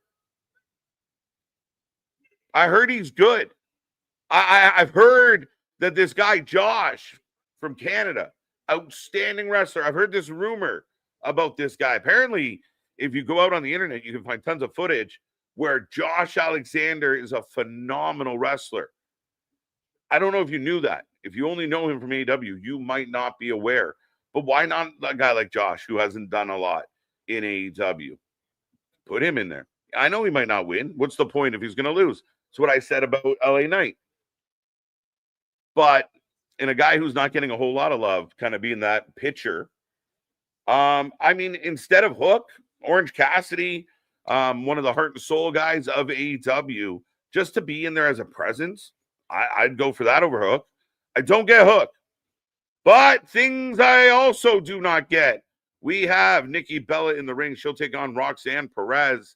Let me know who you taking, as the Dodgers get the second out in the top of the third. Anybody pumped about Nikki Bella? I'm taking all comers. Sorry, that's what she said. Anybody out there super happy about the Nikki Bella return? Do we want a Nikki Bella run? Do we want Nikki Bella to be a regular member of the roster? I don't know. Roxanne wins. I'm hoping. I don't think so, though. I think Nikki Bella gets a shitty win, and then the heels jumper, and it helps build up this tag match that they're going to have, which I don't care about. I don't understand. This is one of the knocks I have on Triple H's booking. And maybe it's like, I don't know, a friendly thing. Maybe he's leaning too much on you used to have a name, so we're going to try and use you. I don't know, but leaning on too many of the once was might not be the best of approaches. And the Nikki Bella thing I don't get. There is so much women's talent. Why Nikki Bella? ABJ, remember 2 years. If this match is actively good, then that'll be a massive resume match for Roxanne. It'll either be a dance that Rox holds down, or it'll be something that's a bit of a tune. I'm a little nervous, right? And I don't have the utmost faith in Nikki at this point. Rox can go, and I think if this match is a little bit clunky or a little bit messy, I'm leaning towards Nikki as the issue. We'll see what plays out. I hope it's a good match. I don't know. Let me know who you're taking in the chat. Very curious how this one plays out. Nikki going heel. But do we want that? Do we really want to see that? When you could have Roxanne versus Steph, you can have Raquel versus Steph, you can have Lyra getting back up into the mix. You have Becky flown out there somewhere. You have other talents that are assumed to come up or be close or be utilized. Why Nikki Bella? I don't care if Nikki Bella goes heel. She kind of feels heel to me anyway because I don't like her. I don't know. How do you feel about it, folks? I don't know about super excited, but it doesn't bother me. She's like super part-time. It's not taking the title. Fair enough. So, and I can go with that. You make appearances. You have a match once in a while. You're not really pushed hard in anything. That makes sense. Because saying Nikki Bella is going to be involved could entice some fans to maybe be more inclined to tune in or buy a ticket. I don't know who they are, but could be. I can't wait for Liv Morgan return soon. It got to be close, right? Do they save it for the Rumble at this point, Safit? Do they save it for the Rumble? You just hate Nikki Bella. Maybe true. Bernard, you might be right. I don't know if I can deny it fully. I'm not a Nikki Bella fan. And I don't quite think. I mean, she came back. And if she had came back and was like cooking, maybe I'd have a different conversation with you. But I feel like she came back. She's not a great promo. She never was. She's been in a couple matches that were messy. That's my issue. If she's not that good at her job, you're gonna come back on not that good at their job or messy at what they do. I don't know how to get out of that. Terrible. No. I'm gonna say you're not a fan of Nikki Bella. You're not a fan of the breast. I mean, the best Philadelphia Eagles fan and everything out there. Right. The breast there was, the breast there ever will be. And the breast that will ever remain to be of. No, Nikki Bella was mid even when she was in her heyday. So, yeah, this is setting up a tag match that I don't know if anyone really wants of. You mentioned it. Does Triple H rely too much on callbacks, on nostalgia, on you remember so-and-so? Yeah, and for me, is it a case of like not all comebacks are the same, right? Like certain comebacks are like, this is cool. The other comebacks are like, oh, really?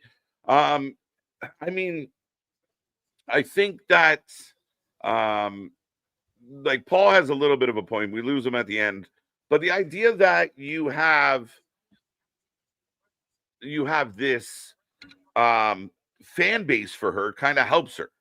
Like that's where they go to that. It's like, you know, they love doing the I Show Speeds, the Logan Pauls, Nikki Bella's those fan bases are different. There's fan bases. Nikki Bella has a loyal fan base. Like she does have a fan base, but it's from Tota Bellas, and I don't know if honestly if any of those people are still currently wrestling fans. What? I'm sure the podcast is riveting. Oh, I'm the wealth of information. Life-changing. Exactly. It changed my life. Did it change yours? It shortened it. Spaz, how you doing? Since Priest First Black is continuing, does Priest get Ripley for a night for a Terror Twins reunion? That'd be fun. I don't know if they're actually going to do it. It'd be funny.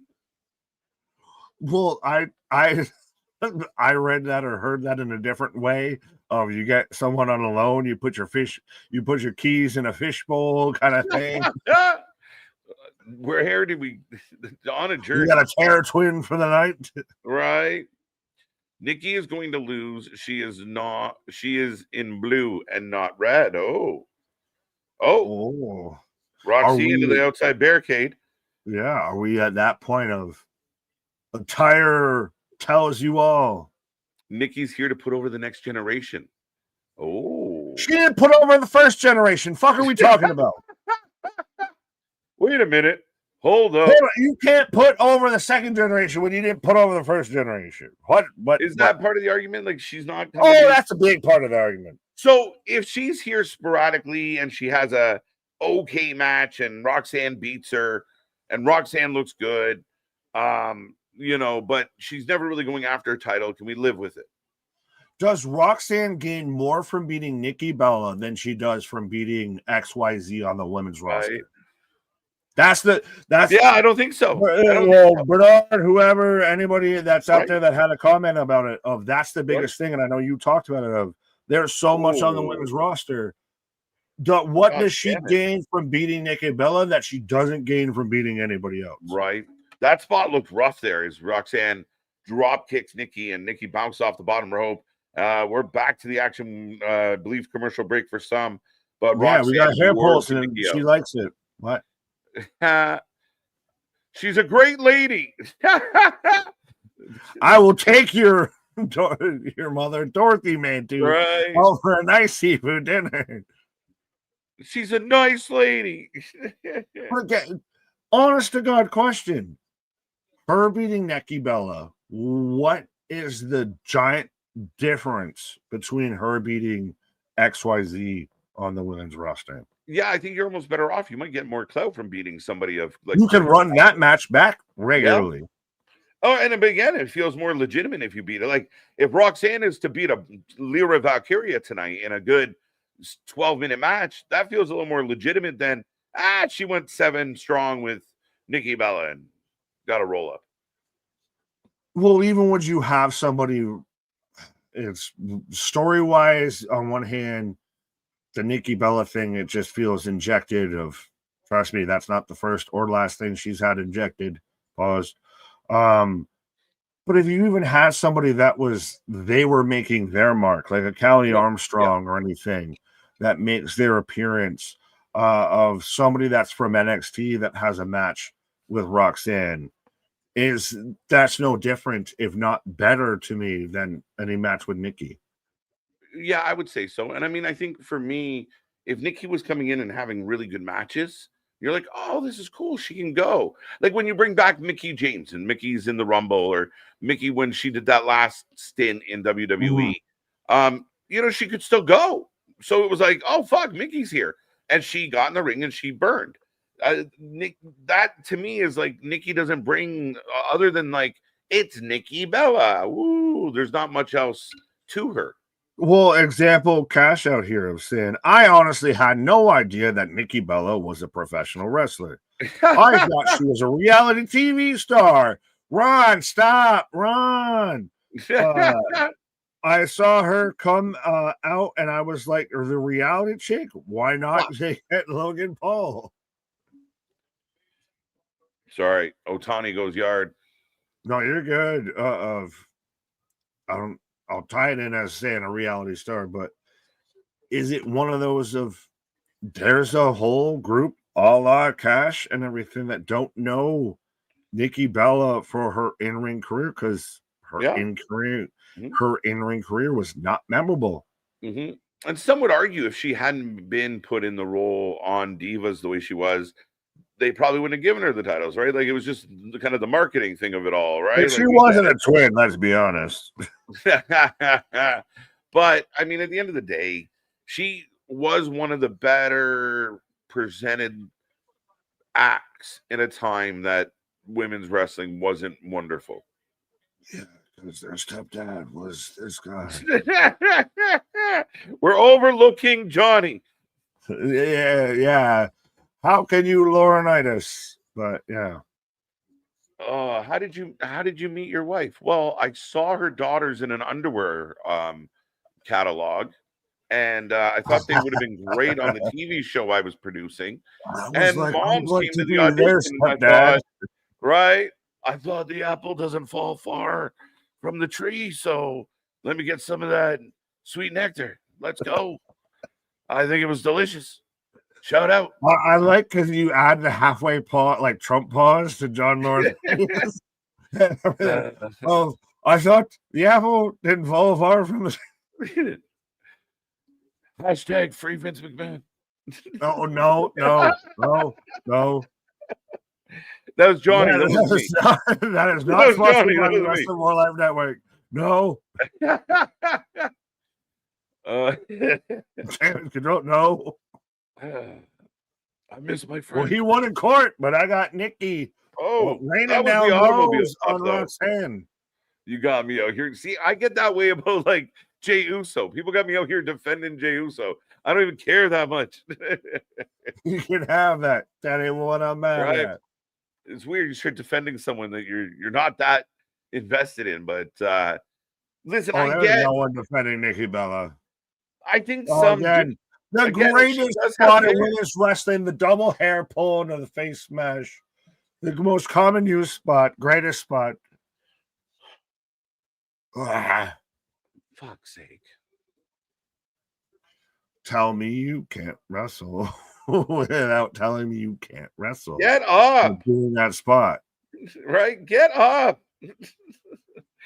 What are your 2 possible early picks for men's and women's Royal Rumble? Braun Breaker and Charlotte You're Flair. going Braun Breaker and Charlotte Flair. I'm going just off straight, literally off the riff. I think Liv Morgan wins the Women's Royal Rumble, and two count. Let's say LA Knight wins the men's. That counters a lot of people. I love it. Yeah. I love it. Total Divas was a great show. No, it wasn't. Oh, dude. Yeah. Are you talking like John Moxley run through the bushes? Total Divas era? Right. I've turned the corner on this Nikki. It's doing okay. It's turned a trick. Nikki Bella is a lot of. What the fuck? Delayed ass spinebuster. Two. It is, to me, again, it's the biggest thing is Nikki's not regularly performing. So the timing's not anywhere near where it should be. You can tell she's a day late and a dollar short. She's a step behind. Oh, busted. Everything, even minor shit. Right. Roxanne gets busted trying to use the ropes. Small package. Devil's advocate. Sean O'Hara. Right. Charlotte again. Big Dog almost fighting you. I got early predictions. Liv Morgan and Dominic Mysterio. I mean, you couldn't. Anybody could be right. Yeah. Slop Rocks. Slop Rocks. Jesus. And we get the 3 in a match that could have been an email. Mercy. Hallelujah. This match is over. Right. Don't know. I know you were about to say not bad. No, that was bad. I stopped myself. And now you have Raquel and Co. We're just setting up a tag team match. Didn't take the clothesline that well either. No, not at all. And here comes Vakur. As Nikki's going to turn heel on Vakur, and I don't know if I care. Wait, what? Not yet. They're going to be friends for like a minute, but then Nikki's going to turn on her. And you think they're going to be like, hey, this whole Nikki tag team thing didn't work. You know what will work? Her going after the world title. That's what they're going to do. They're going to stick her in the tag team to, No. I thought we were friends. Yeah, that's what they're going to do. I thought we were friends. Why would you try and throw that out in the universe? Holy shit. Nikki and Steffi, best friends. And you know what happens why is Nikki so popped up after she just got demolished and everything? Well, and they just walk her out.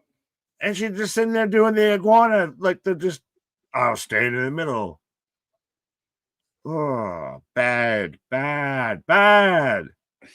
Spanish Rachel with them beds. Let's go. Knight wins Rumble and Punk wins Elimination Chamber in Chicago. Well, we don't know. Punk might not have to. He might have a belt. Right. Did you have a stroke trying to read that comment? Sometimes y'all jumble words. We got to figure out what you mean. Right. She's about 6'7". Who the hell is 6'7"? I think that's more going on the whole 6'7" fucking meme terrible thing that no one over the age of like 18 knows. Oh. I got Bailey cutting a promo in her home.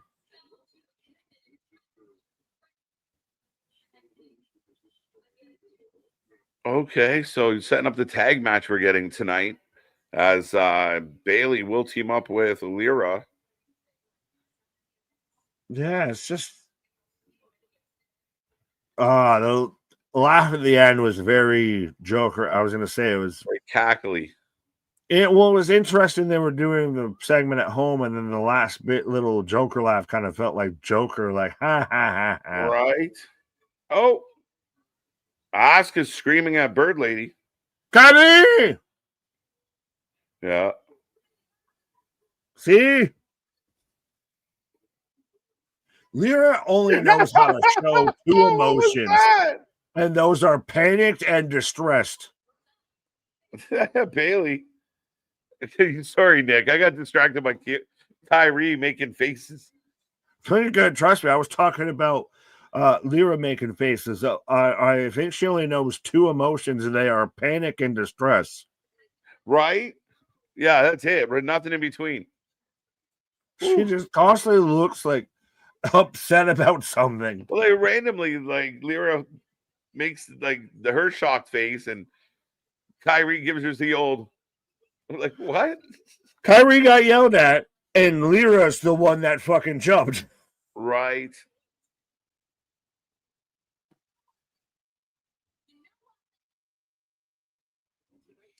Poor Kyrie. Oh. So Bailey's getting excited. Her and Bird Lady got a handshake going. That was You're right. She looked shocked the whole time. Caucasian handshake I've ever seen. Make another time, step in time. Why do you look so surprised? As Jimmy yelling at Jay.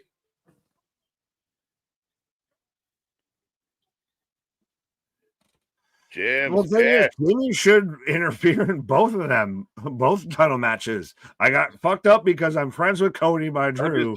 Everybody. I got screwed out of being in the world title match because of you. Nobody's having a good time. If I'm not having a good time, no one's having a good time. Right.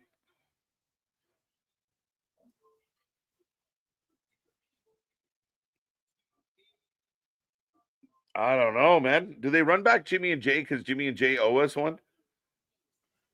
No, well, did you hear the rumors that Jimmy, when he found out Jay was coming out with Lil Wayne, of like, no, you can just squash me, bro. We can just dead this real quick. Right. Yeah. I mean, maybe they do Jimmy versus Jay and let Jimmy go over this time. But they owe us. They had one of the worst WrestleMania matches of recent memory. So you know what they do is double down and hope that they do it better. They're better than that. Why would you not give them a second chance? Because they didn't do well on the first chance. So why do I think that they're going to do? Never again. Told you that says that they're going to do better on the second chance. Like, we've never had. What have they done that told you that they're going to do better on the second chance?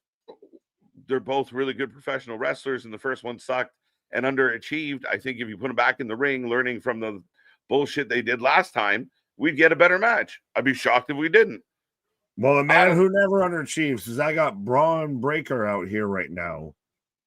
I like that they even incorporate the speed limit 23 of how fast this man runs when he's literally going from rope to set up a fucking spear. Yeah, it's insane. This was not an announced match as LA Knight taking on Braun Breaker. Yeah. This is going to get interesting. It really should. I mean, LA again, still hovering around the main event mix, hovering around the same type of people. We've seen this match a lot. I feel like we're kind of irritated about repeat booking. I think we've had this match a handful of times. I don't think this one specifically like in the singles, but also I'll give you this has been in floating in that, main event scene of I could see this could be, hey, if we didn't get CM Punk versus Jey Uso, this could be your world title picture. Yeah. I mean, in a lot of ways, for sure. Right.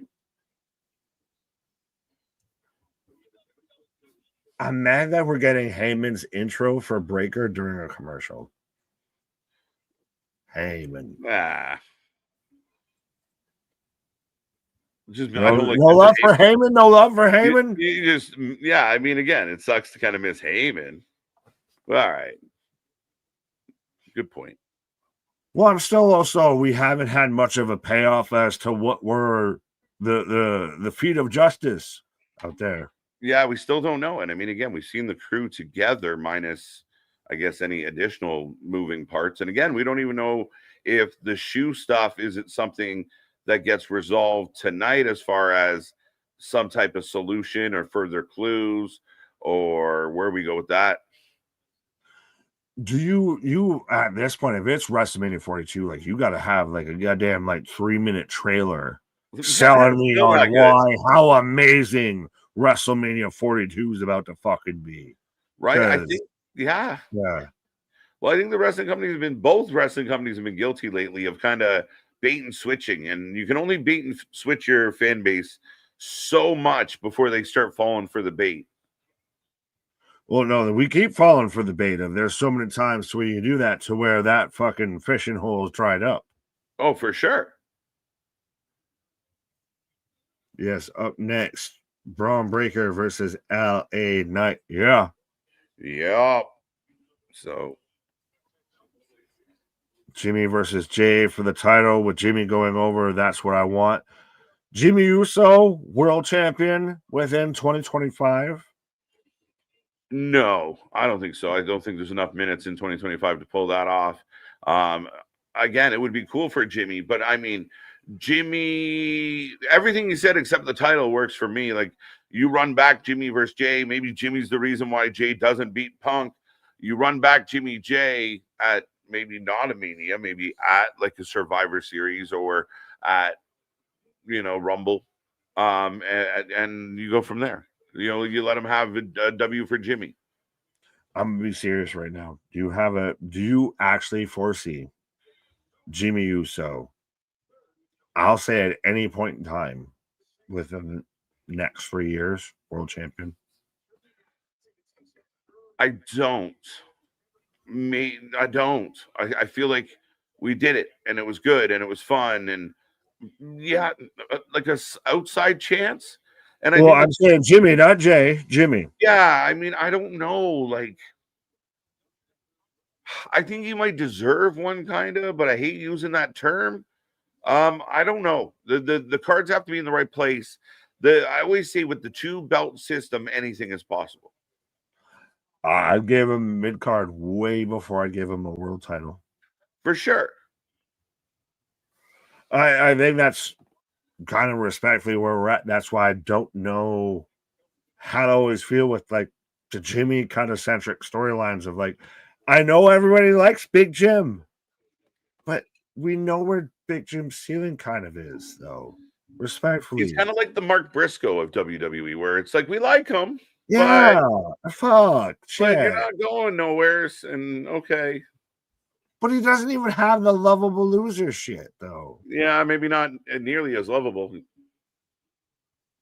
I got lovable LA Knight coming out right now. Lovable LA Knight as we're setting up LA Knight, Braun Breaker. And again, you keep LA going. I mean, the guy's not getting booked. Yeah, but if he keeps just taking L's. But he gets wins. He just doesn't get important wins. Put it that way. What's the last win LA got? He beat, let's look it up. Yeah, that's the thing is we have to look it up because it's not top of mind and everything because it's been that long. Has it been that long?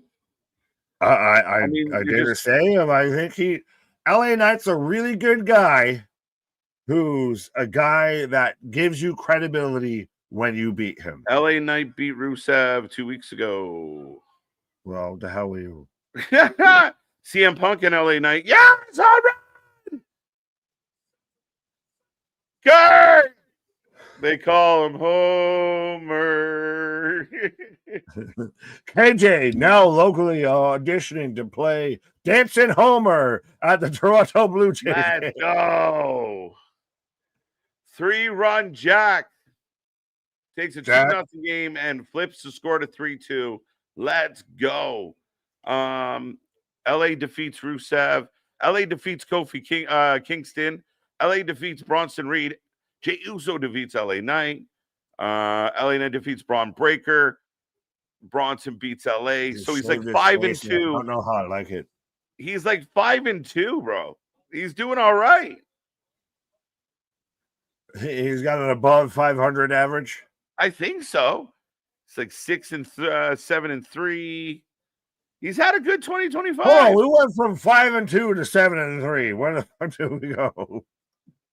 He lost to Bronson Reed too many times. Bronson Reed's beat him 3 times. Well, he lost to Seth Rollins for the world title with the fake injury. That's true too. LA defeats Seth. Oh no, he fucking beat him. That's right. Because he couldn't continue the match. Well, we got an LA Knight versus Braun Breaker right now, and folks already preemptively just prematurely strap on and strap in for potentially some extra Brucey bonus baseball coverage. Maybe. As we're rolling through right now, what a hit! That's amazing. Was it a Springer dinger? Yeah, and that's what I feel like. Sometimes the fans get caught up in narratives, Nick, more than kind of what's really going on, in the sense of like, oh, I mean, they just keep jobbing LA out. Like LA's not winning the big ones. That's the I think the big issue is when you set him up and he is winning matches. He's just not winning the matches that really matter. Great, he beat Rusev. Great, he beat Kofi. This becomes the biggest question, I think, that people don't want to ask, don't know how to answer or anything, of how many people actually watch full shows versus read Twitter headlines, watch fucking clips, watch highlights and everything. Because I think if you watch the full show, you get a whole different experience than just watching highlights or just reading Twitter headlines from, Spiteful or anything. Was that a move gone awry there? I don't know. It looked, but yeah, we got a 2 count as well. I got stiff. Oh, well, pocket 1 2 count, 2 out. Clothesline from Braun. As he's got literally the future on the back of his trunks. Like, you're setting up this guy to be the guy. Right? Give yourself a Mississippi.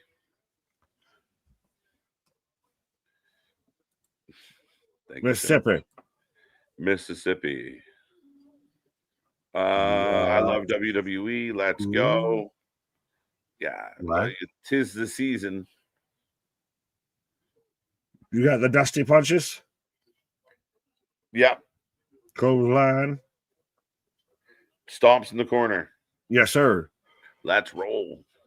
Yeah, but that's again like what I was even saying of that. I think we watch every show from top to bottom of why we always try and kind of herald of, well, I think we have probably the most voice on anything because we literally watch everything and have it documented and proof positive. So Your Honor, you can pull that back into court evidence.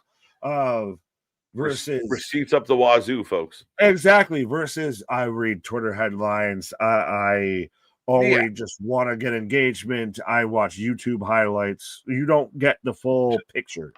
Or the best, I just say what they said. Yeah.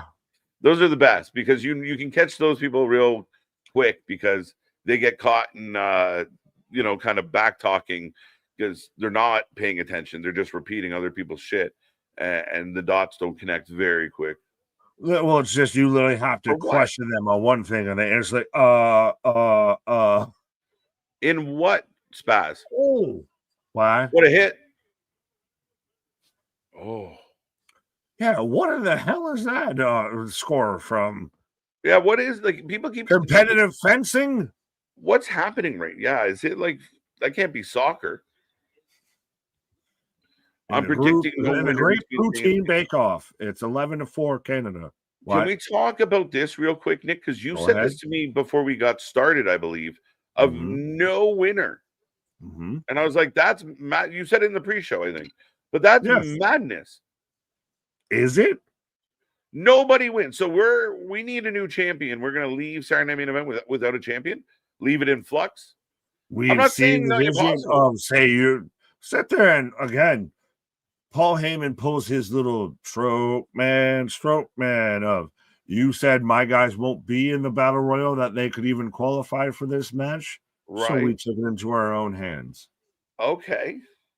Think about it. We were the closest to it. We could still set up something. Do we get to how do we get to Survivor Series and wild offshoot Vince Russo down with the clown theory of, does the world title get decided in a Survivor Series? match. I think I don't like the idea of having a War Games. Now, again, you have the trump card. And not So that good, one. so great, Yeah, not so that big. one. The words that need to be altered in 2025. Yes. But you do kind of have the ace in the hole with Paul Heyman, right? Where you're like, I could see Paul spinning a yarn of, you know, we win the War Games, we get the belt, and then they figure out who within gets the belt. I don't love it, but I could see a place where it works. Well, and I also I don't even think that there needs to be a connection to the War Game. But even just the idea of we've seen the Vision show up on this and that and the third and everything. We're seeing them even tonight unannounced. Of they are the most prominent and dominant faction right now in WWE. Of we've seen Braun parade around with the world title. It would almost make sense that they're going to get involved at least with that match at Sunday Night's Main Event. So why not just go full Hammond? Undecided. We can't pick a winner. Everybody has no disqualification. You can't change the title on a disqualification. So it's all up for grabs. What happens? You get to Survivor Series and a team of baby faces. Say it's the super baby face team that we talked about. And we jokingly said that, maybe Cena would be in there. I doubt it. But Roman, Punk, Sammy, Cody. So do they all kind of get how do they figure out who holds that belt? It works really good if the heels win, but what happens in the baby? That's how you sow the seeds of discontent. That's how you get the tension. Okay. That's how because they'd have to sit there and, well, you're not going to pin him because you win the title, so I'm going to pull you up. No, I should get the fucking pin. I'm going to win the fucking world title here. So that's how you get the baby faces that should all be happy-go-lucky, skippity, hippity, bippity. Right. And, well, no, I'm not going to let you pin him because then you become world champ, not me. Yeah, if you do it by pin, yeah, it really kind of sets a weird. It's like I said, it's very Russo. It's very wild card, but yeah, it's a little more organized than I think that particular name. Well, yeah, but either way, it's still a very off the cuff thing that they probably wouldn't do. Different. It would be highly different, and I mean, again, for the people out there that it's cookie cutter and vanilla. I mean, it's. I mean, it does kind of break all the molds. You add stakes to the War Games because the War Games haven't had much stakes outside of territorial warfare, and at this point, there is no territory to have warfare over. I mean, and in fairness, by theory, like the organized heel faction, especially like a dialed-in heel faction, would be more organized and more willing to get the guy they want to have the belt. The baby faces are just all willy-nilly. It does create that complete. It's an equalizer. It's a nice. We're a great tag team, but I'm still looking out for me versus I'm looking out for you versus hey, as long as we all take this home, somebody's got to win it, right? And it does set up. Yeah, it does set Paul Walker. You end War Games. Hey, NWA, I know you missed out on Russo, but at least I'll maybe do it for probably half the pennies you were going to pay him, and I'll probably even make your product better than he would have.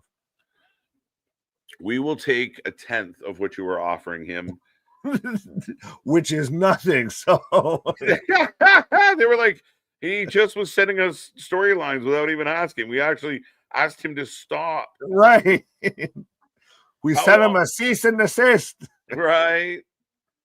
How long before the TNA AAA NXT titles get defended at Mania? I'm not counting Ripley Flair NXT title match because that was a COVID Mania in a gym. It's highly possible, especially AAA one. I could see the AAA world champion, especially if it's like a dom-dom, taking on somebody within WWE. Highly possible. NXT does have stand and deliver, so less likely for me. But when it's like the night before, the day before, or the day of, and But we've seen it where they've slid somebody in. They were at stand and deliver, and they're also in the a battle royal the next day or whatever. Yeah, but the TNA title to me is where I think that most likely, to me, would be the one that could get defended on an actual WrestleMania. If it's a Joe Hendry, a Mike Santana. Oh my God! Yo, that I don't know if that was a move or a botch. It looked awful. They come up a day late and fall short. London Bridge is falling down. I need a replay, and I don't want to rewind. But thank you, Spaz. Try it again. Oh, we're gonna run this back.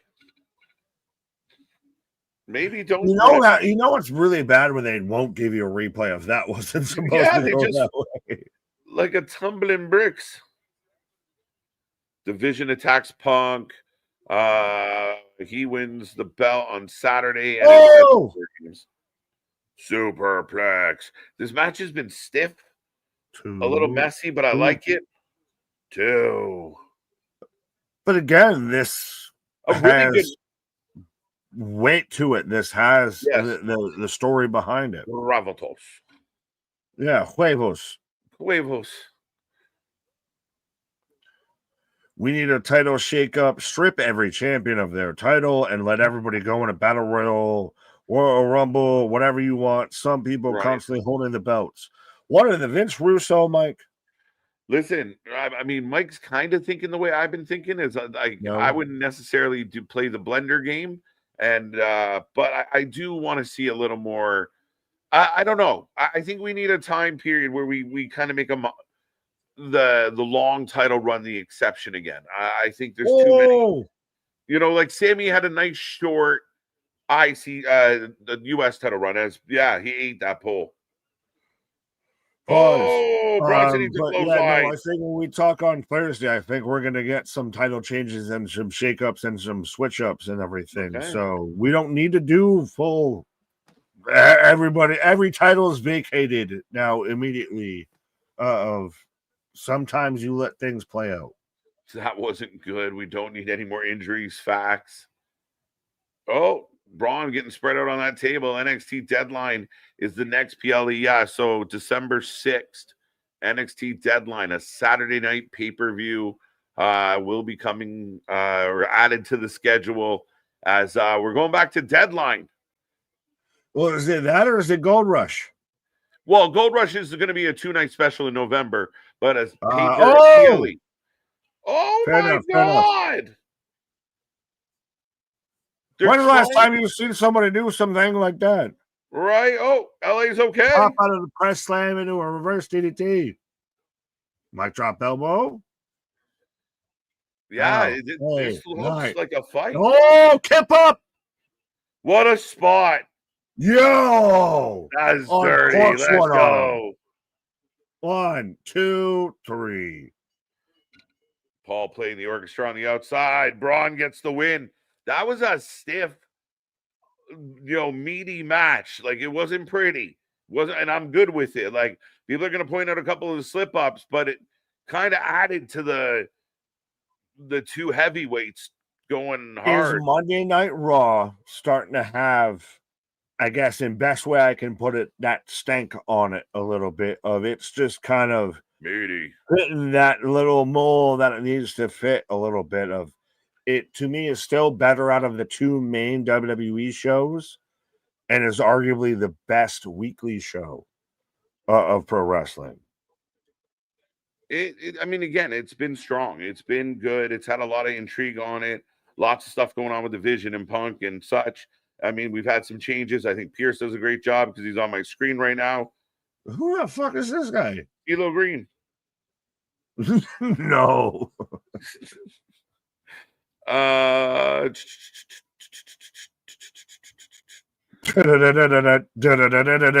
doing the Federal show right now? Dylan, you son of a bitch. Oh, so we've got Dom with all the Grandes. He's just so Dom's the leader of the Grandes, eh? I don't know what happened. I was just saying hi. Can I be honest? Does anyone in the NHL really take the Anaheim Ducks serious with quack as their fucking logo and everything? Well, in recent years, they've become like the more of just duck, win, duck. But I mean, again, I think winning kind of makes any of it go. So when they were solid, nobody made fun of them because they kept winning. It wasn't bad when they had the giant D, but now they go back to the fucking I love the duck. I know it's very 90s. go. It's very nostalgic, but it's one of those of like, you are not intimidating or threatening. What did Pierce just do to Dom? As Ooh, Jimmy in the back still. right.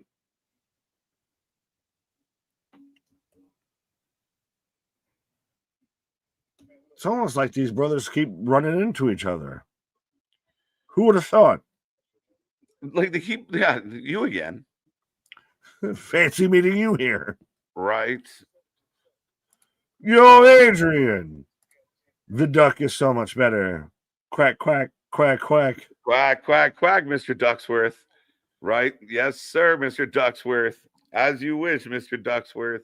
Have you seen the whole theory about how, like, so many of the players that they brought in on D2 like served no purpose and shouldn't have been there on that fucking team? Like Goldberg was still your goalie when you have one of the best goalies in the fucking country.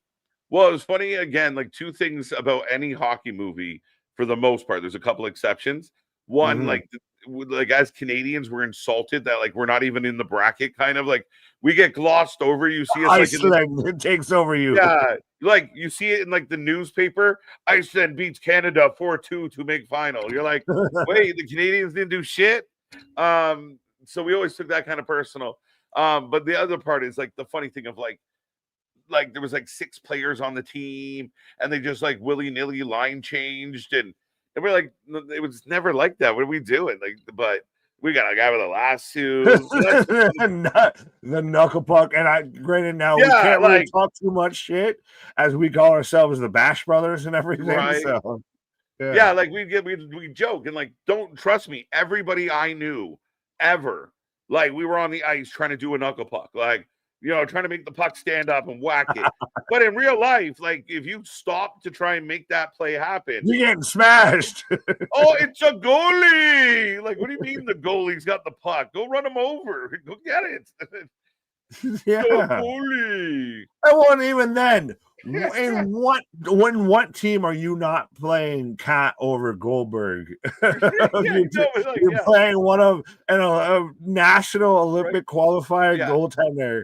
And you're not going to play them over your fucking Hawk Chuck. You know, who gives a fuck goalie? One of the teams changed one of their players into the goaltender during a timeout at the bench, and nobody noticed that. Now, let's not even point out, you know, there was a very noticeable difference between Russ and Gaffney or Goldberg. Folks, make sure you become a member today, 100%, because coming up soon, during the holiday season, we're going to do a watch-along, a members-only watch-along for both, not only Mighty Ducks 1 and Mighty Ducks 2, and even if you get enough turnout, we'll even throw in Miracle.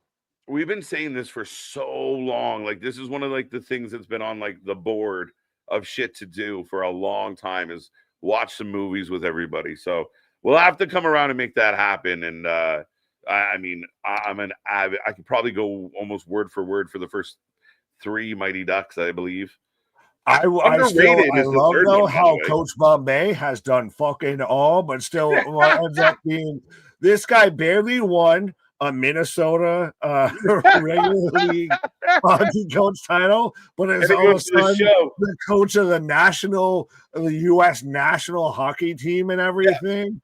Yeah, trust me, there's been so many theories and everything. Right. So, folks, again, I don't know if we need to set a goal or a limit or whatever, but yeah, be a friend, tell a friend, make sure you hit like, share, and subscribe, grow all the memberships, everything. We got all the buttons, and you know, throw up in all the comments, badger us with movie watch along members only streams that we need to do, and we will do them. Some ridiculous shit. And underrated is D3. Like, it is highly underrated when they go to the prep school. Highly underrated. That is highly underrated when they do the ant farms and they prank the other team. Remember, they're fighting over the name because they don't want to be the Warriors anymore, so they're fighting for the name. I lost track of the Icelandic team and everything like that. Paul Correa makes a cameo. Oh my god! So good. Oh, see, well, you got MTV up there. KJ knows ball. Underrated. No, we need to be out here. You heard of the Dream Team? Well, we're the Mean Team. Come on in, Slam, and welcome to the Jam. Space Jam is jokes. I hit him high, hit him high, hit him high, and you hit him low, hit him low, hit him low. See, they're showing the Paul Heyman hands. Yeah. There is no one that has them sausage fingers with a Hall of Fame ring.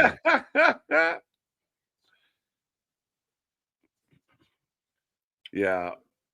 Our linebackers in DBs when I played at Buffalo University used to run something called the Flying V. Does that sound familiar? Yeah. Yeah. Yeah. And everyone that made me just think of we need to watch We Are the Titans, Mighty Mighty Titans. That's a good Tom one. side, left side. The Rookie would be a good one. The ball movie. Waterboy. Waterboy. Folks, this is again, we're already rattling off all the list of everything's like that. So if you want to Major League feels almost necessary. Oh my God, my guy. If Bert Tears Mama. But if you want to see us, watch all these and watch along with all these and everything, then make sure you hit that subscribe button, hit that bell notification, become a member, spread the good gospel of wrestling out there. Oh shit, man, shit. Louis, what's wrong with you? I just gave your mom a piggyback. She happens let's go. Listen, baby. Ain't no mountain high. Ain't no. But we were off with and we'll cross him off the list. Right. As Nick tweaks out into fucking movie quote mode. We do have Sheamus and JD. Another just ad hoc match. Well, a little bit of a hockey fight. A little. Yeah. Not a bad match, not a thing, but yeah, it's right. So what is the main event that we're setting up for? What is left? I don't know what the main event is actually tonight. That's a good question. Yeah, well, we've already had the face-off. We've already had the singles match between Reality Star Bella and Roxanne.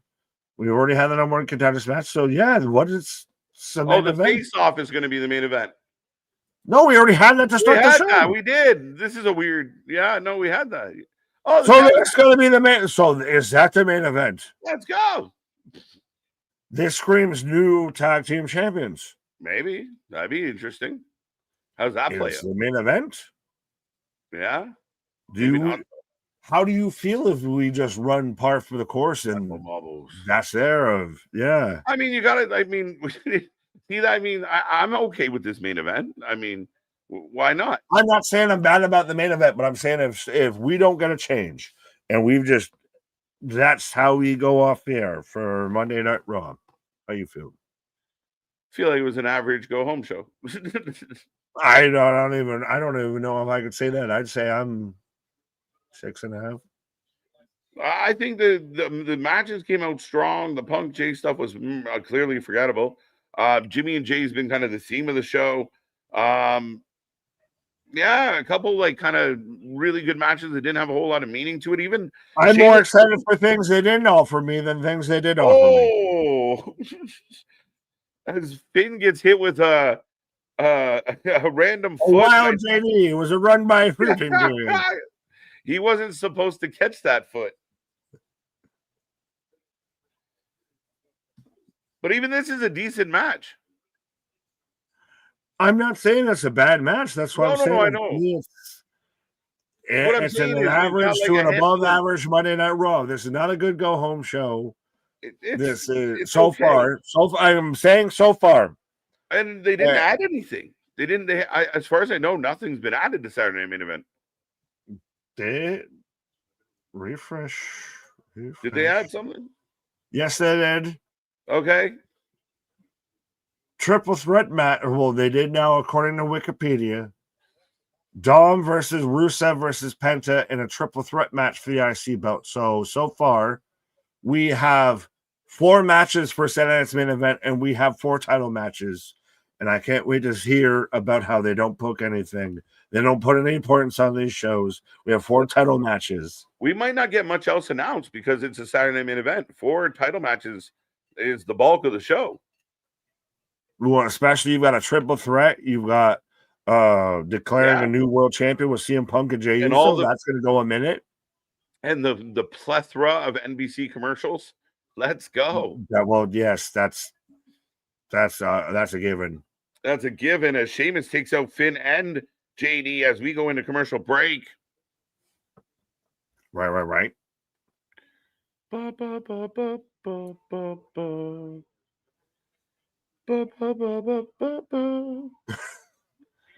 You already prepping for all the movies and everything that we're gonna watch after there? Man, it's crazy. I mean, I love just like going through.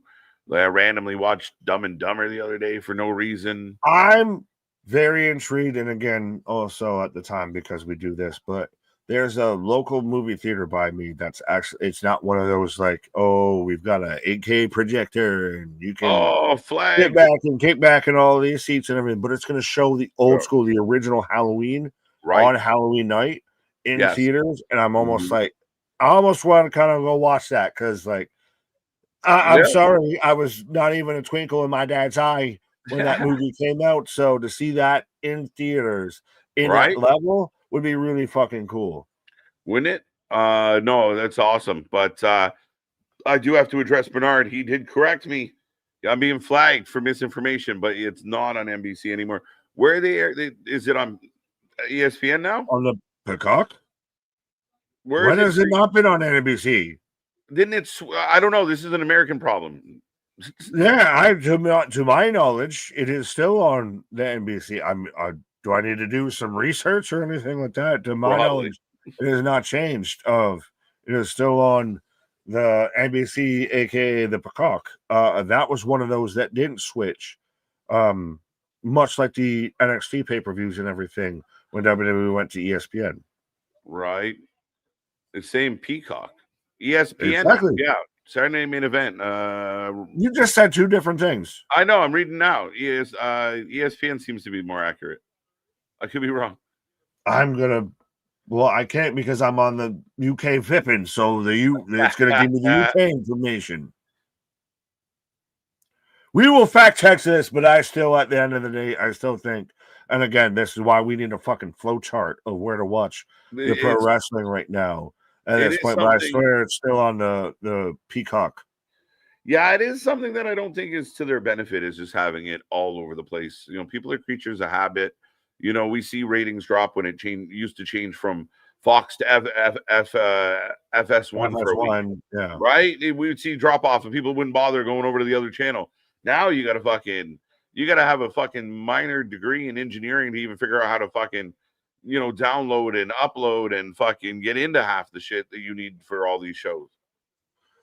Yeah, and that's the thing is, do you think that they are slowly trying to Peacock, converge everything? So see, I was right. Or do you think that they're slowly trying to converge everything to Netflix?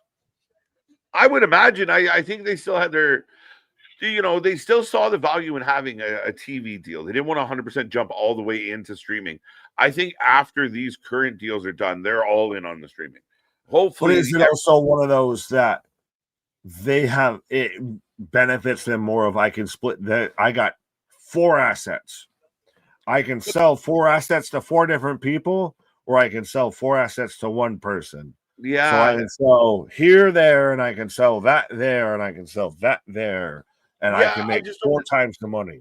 Yeah, I just feel like it's not 4 times the money because everything's in a little, like their own little, I think as a package, and maybe I'm wrong, but as a package under one roof, it's just easier. It's more digestible for your fans. And I think if there's been value on this current deal with Raw and how it's going internationally, it might be more advantageous and more lucrative to put all your eggs in the one basket. We'll see what happens. But again, I mean, the TV deals aren't the same as these streaming deals. Right. Oh, Flash. I, for half a second, thought JD was goddamn Pac. But do you get some people to not be as vocal about ticket prices and this other price and that going up if you consolidate and conglomerate where you can watch everything. Yeah, I mean, it doesn't hurt, right? It doesn't hurt overall to kind of. It's one thing you can see you did do, and I mean, Yeah. part of the argument is, well, they're just trying to, again, and as they should, maximize the return for their investors. But I don't know sprinkling it around anymore, and I do feel like, we all talk about the cable cutting, and streaming is now the way, which essentially is pretty much the same as having cable. You just don't get a little cute box with it anymore. Yeah. Like, it's fucked when you do the math on all of it. But oh, trust me, I have YouTube TV and it's a fucking cable package. yeah, that's all this is. So as holy shit. Oh, just Like, slapping the fuck out of this man's face. JD and Sheamus putting on an absolute banger here tonight. So I mean, the matches have been good, Nick, but like they're kind of like nothing matches. But it's also, I think it's people who don't, like we said, people who are the loudest against the product, don't watch the actual product, don't read anything past the headline, don't actually watch week in and week out. They watch highlights and everything. Yeah. Right. Because, yes, this is to an extent a nothing match, but at the same time, this to me is probably setting up bit more of your mid-card division. Truth. Big kick out. Absolutely, MDB. How could we doubt it? Oh. Rolling forward, pulling him back up. Back into the carry. Oh, that was supposed to be a lot more than it was. Oh. Beats of the Bowery. Will you just stay right there? Did you just turn into Shrek donkey? You slippery bastard. You know how to get rid of a dragon. Call a donkey. Right. Well, fuck it. What? Yeah, what? Irish whips, handcuffs. Nick, you know the rest. Let's go. It's one of his faves. Sheamus is a vet. Like, works on pets. No, that's not play dumb on that. No,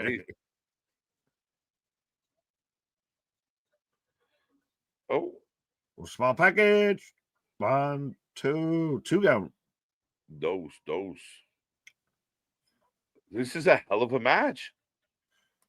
Question: where is expletive AJ Lee? And it's been 1 month since she wrestled. She is allegedly going to show up around the middle of November on Raw, and they advertised it, and then they pulled it and said, "No." Yeah, she's been busy. Old Finn puts the foot on the rope. Finn with the save, and did it smooth too, like butter. But don't you fucking like do butter it or not, sir? No, I'm gonna keep talking over that because we don't acknowledge that here in this household. Well, I don't allow hateration and holleration.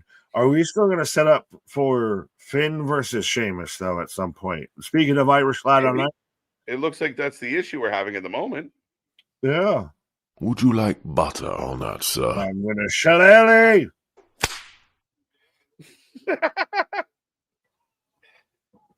Big kick. The Big shillelagh. No use on the shillelagh. Not yet.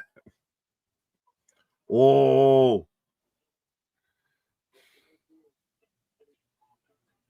Oh, JD flying through the air. Yeah. Okay, just tossed on the fucking announce test. Oh. This match is broken down. I don't know what it takes to get a DQ around here.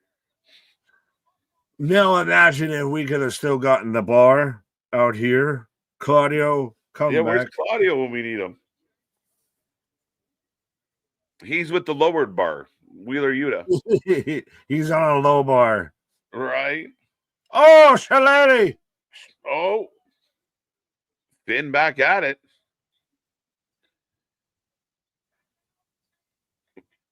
Likes to keep his shillelagh low. Oh, Spanish Fly. Now, see, why not change it for who's hitting it and everything? Should that not be a Belfast Fly? That's bullshit. Yeah. Yeah, I mean, technically, I mean, we're changing Mexican, destroyers. I mean, 2 Mexican destroyers. We need to fly over the Gulf of Destroyers and figure out who's got, rights to this. Everyone fucking gets land mad here. when you change a name, but it's just the nice Canadians, so we'll just hijack their move and call it Mexican. We're sorry. Bullshit. We're sorry. Bullshit. Yeah, it's not good. I know part of it is still trying to figure out the new system, Damien, and I know they're doing it differently now. So it's still a little bit tricky, but it doesn't seem great. Here's the thing. If you're already doing bad in the OG system and you somehow do worse in the new system, it ain't working out for you, bro. Yeah, it's not going good. And the thing is, the TV companies, your advertisers will use those numbers against you, whether they're accurate or not. Like, they go to that and go, like, look, this is what you're reporting. This is how much we want to pay for advertising. Like, it affects things that way. To me, the biggest thing is that if the numbers were in favor, no, not so good. They would be vocal, but also still at the same time, we don't know if Warner's up for sale. They've internally had their own division. Warner seems very much a company in distress right now. Right. Now, did they announce Becky and Maxine for Saturday Night Main Event? Not to my knowledge, unless they're doing it right now. Well, we're getting a replay on it right now, but I thought that was going to be a match that we might get at the main event. So far, I have CM Punk versus Jey Uso, Cody Rhodes versus Drew McIntyre, Tiffany Stratton versus Jade Cargill, Dom versus Rusev versus Penta. That's all I got. Okay. Well, we might be literally getting that right now as Maxine with Adam Pearce. Maxine looks like she's like the 3rd singer in like Danity Kane. She looks like the girl in fucking every 80s rock ballad. She put the 3 in 3LW. Right. Superman video. I was in the back. Why did I laugh so hard at that? Superman video. I was in the back. Pour some sugar on me. I was in the back. November rain. I was in the back. But yeah, she literally looks like pour some sugar on me. But yeah, she's gonna fucking win this. She's gonna win, and she's gonna get helped by AJ Lee. I think because of how the crowd reacted last match, she is going to get the W. I think it's very possible. Now, is that what just happened? As the tag champs are here. Fair enough. Oh. Why does Charlotte Flair keep petting Alexa Bliss? Like, it's the thing they do. It's provocative. No one knows what it means. It's like her little, like it's her little puppy, like her little pet. Mm-hmm.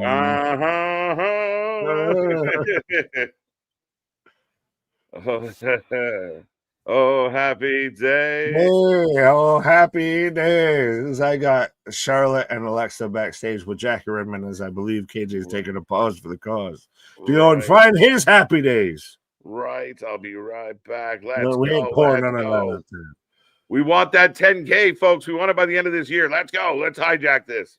Absolutely. 100%. Be a friend, tell a friend. As I got Charlotte and Alexa, which, by the way, on an entire side note, this whole thing has not only just, on one hand, to me, helped keep Alexa afloat without her being involved in the Wyatts.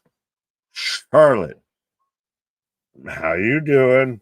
Can I be your 4th, 5th divorce at this point? And they've made her a baby face. And it's even helped build up, to an extent, everything Rhea isn't involved in the titles and is involved in this whole story. I don't mind and don't dislike anything going on with the Kabuki Warriors out here right now. Kylie! But yeah, see your main event tonight is Lyra and Bailey versus Charlotte and Alexa. This makes me think that we might get new tag team champions. Excuse me. Let me know what you think and how you feeling tonight, folks, with this. This is setting up to be your main event right now is the women's tag team title match. As I got 250 on my timer at a commercial break here. But so is this going to be your, are you going to get new women's tag team champions out of here? Are we going to do anything with Bailey and Lyra? Or are we going to still keep it on Alexa and Charlotte out here? Because this is surprisingly your main event now is we're getting. So we got even now an extra cryptic fucking moment. Oh, we just poured a little bit of whiskey out there on the rocks as we got Stephanie and Nikki. This is respectfully, this is Nikki Bella just trying to, hey, let me try and lash onto something that's fucking relevant right now. But anyways, I digress. Are we going to get new women's tag team title holders out here with this being now the main event? That made me want a fucking nice stiff glass of whiskey out there, which, by the way, is a treat out there. But yeah, I'm still interested of now, what are we up to now on the cryptic messages and clues and everything out here? I think if this was going to be a WrestleMania 42 ad, they would have done it by now. I think they like that they've got people going. Christ almighty, I saw who is it? Is it Rock with the Terramana? No, Terramana's not that dark, not that caramel color, but not a bad show.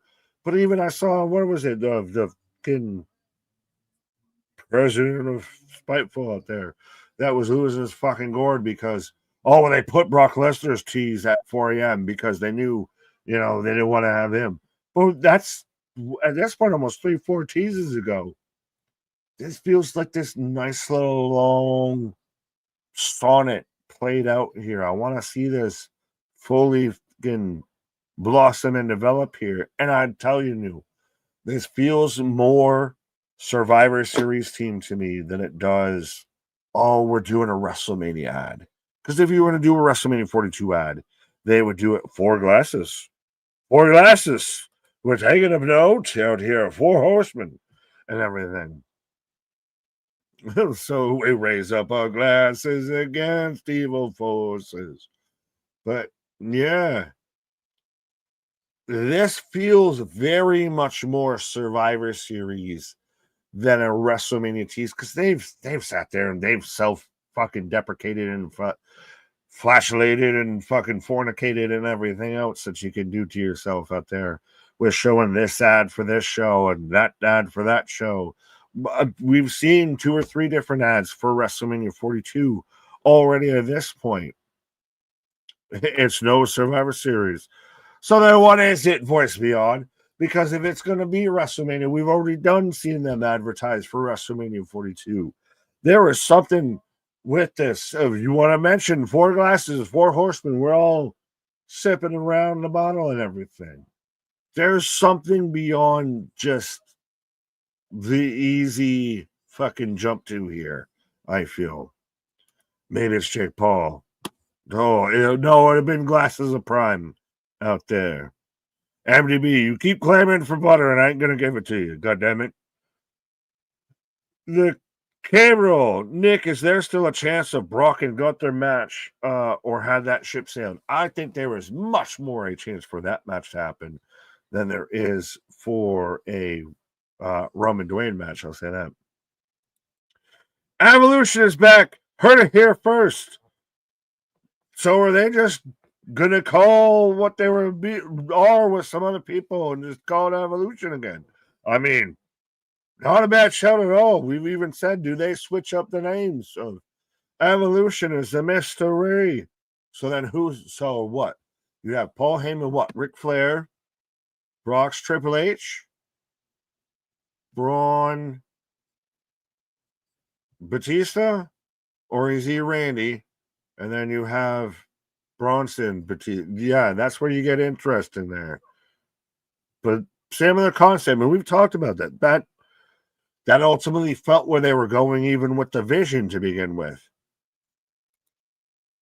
Give Aleister and Priest Hell in a Cell, not yet, not yet. Hasn't earned that yet. As Finn's out here, oh, do we get anything?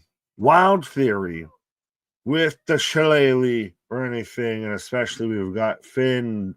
We're bringing in, we're focusing the Irish lads of JD and Finn, Brogdon Finley of out there, Chase U. You know, maybe we bring in a David Finley if he gets out of New Japan, but we start getting, top of the shillelagh out there to you. AJ Lee versus JD next week rematch. Perhaps. Now it'd be interesting seeing how they'd only defended it once since fucking July, and now they'd literally within 2 weeks get 2 title matches. So it seems like it might be that way. Am I on some stuff? I'm on all the stuff. I'm watching all the wrestling. I'm watching all the shows. I'm commenting to all the people. I'm saying hi to everybody. I'm on all the stuff. I love how playful this chat is, not toxic like most chats. 100% of absolute, and even then, still, we're willing to have a discussion. Trust me, we have had screaming matches at points and everything. As I can see the voice beyond trying to throw up there of we are the Wrestling Fans United. We are pretty much the antithesis. We are the antidote to the IWC. Save your friends from bad wrestling content creators, from bad reactions, from bad streamers, and we're the cure for the common fan up there. Of 100%. We actually are willing to have discussions and entertain all ideas versus just single-minded silo theory mindset. But I got what is the team name for Bailey and Bird Lady? Triple B with Lyra and Bailey out here taking on Charlotte and Alexa coming out next for the women's tag titles here. But let me know, A, who you're taking, B, what your tag team name is for them, and C, be friend, toe friend, like, share, and subscribe. I'm not acknowledging any more butter comments at this point. Of KJ has just ruined this chat. Would you like butter on that, sir? know, Adrian, no, I wouldn't, sir. I would like somebody else out here. Yeah, no. It's gone too far. Next week, official AJ Styles and Dragon Lee versus Judgment Day versus the rematch tag titles. There you go. And I think we'll still end up with the same decision of AJ Lee with the win. But yeah, they're kind of matching. They're kind of. Do they have a vibe? And is it still? How do we feel with going with all of this with Bailey, of all the voices inside and all of that? Does she play along to get along enough here with she's so Lyra, and then she finally stops and we go to this again? Yeah. How are we feeling with these two gals paired together? I thought this was going to be kind of her feud going with this. I've still always kind of wanted the Bailey Becky feud because 4 horsewomen on 4 horsewomen. But it's interesting because we kind of get this vibe that Bailey's going to snap at some point. So I wonder if, when, and how we're going to pull that off. KJ, the reason Jey Uso must face adversity is because his story is similar to the Assassin's Creed Brotherhood. I would have Jey Uso win the championship at Money in the Bank 2026 or SummerSlam 2026. Fair enough, my guy. I didn't know he was part of the Brotherhood out there. Is Jey Uso, eating off of rooftops But yeah, 2 wings. You Adrian. Nick coming off the dark state stuff. I'm still coming off the dark state tough. Pause. Yeah. Maybe I'm just in a better mood. Dark state, dark state, dark state. Speaking of bitter moods, and the one who's gonna fucking add the salt and fucking rub salt in the wound on this. Would you like butter on that, sir? Yeah, no. No butter? No butter, no salt, no lemon, no fucking What dark. about sugar? No What about sugar? how you get so fly? Right. I love how they just stand in the ring for the whole commercial. Like, what are we doing? Well, how are you even feeling about those two as a pairing? Aren't they supposed to be I like what they're a bit doing. of an issue? Because isn't Bailey supposed to get crazy? Well, yeah, she's still flirting with craziness, but it's lingered longer than I anticipated. See, I flirted with crazy too long. I'm married to it now. That's how it happens, bro. That's how it happens. I've dodged for the shoe. Dodge for the shoe. Title change or heel turn. So announced, I guess, while you were on your pause, you kind of already thought they were going to announce it, but so official like a referee whistle of AJ Lee versus Judgment Day rematch next week, not at Saturday main event. Fair enough, but I was just asking. I was verifying. Yeah, right? I don't even know. I just went with you on it. Yeah, I thought they were going to run it back. JD wanted it back. Again, I don't know. I can't imagine JD's just going to get it back right away. So, again, I think maybe it's just a match to kind of further the storyline, but I don't anticipate JD getting their belts back. Well, don't worry. Next week, you get the amazing tag team match of Nikki Bella and Stephanie Vaccor versus Roxanne Perez and Raquel Rodriguez. Well, I mean, my God, like, let's go. Well, you're getting double. Yeah, so it is next week. So you're getting your double dose of tag teams and everything. Okay. But speaking of doses of tag teams, now that this is the main event, do we get a title change? Maybe. I just don't. I mean, has Alexa and Charlotte kind of come to that point? No, I honestly don't think at all. I think you let them. That's where I'm stuck. They've still got plenty of room, but do they? When do they? It's like Soul and Zarya. When do you get off the horse, and then they have their singles feud?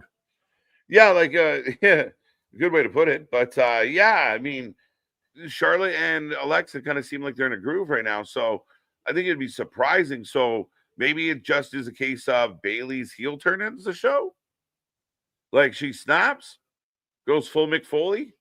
Yeah. Man, I'm saying, no.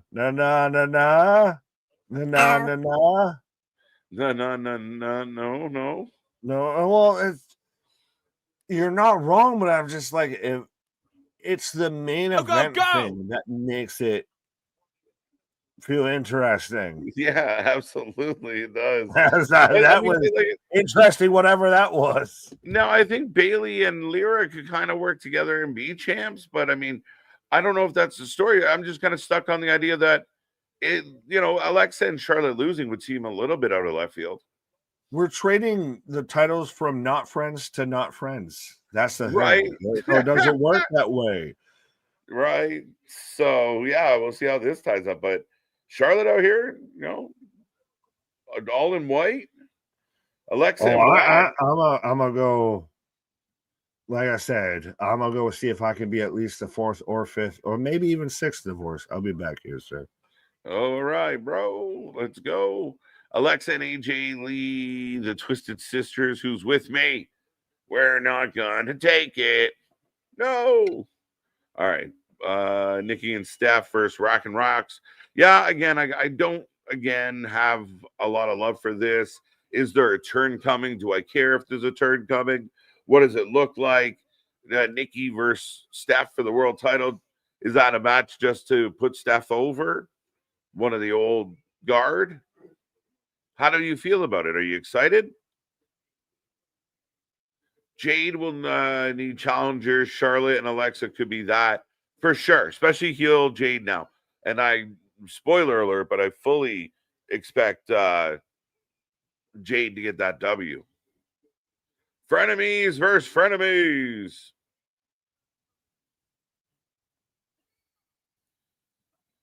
Alicia making this sound interesting, I might say.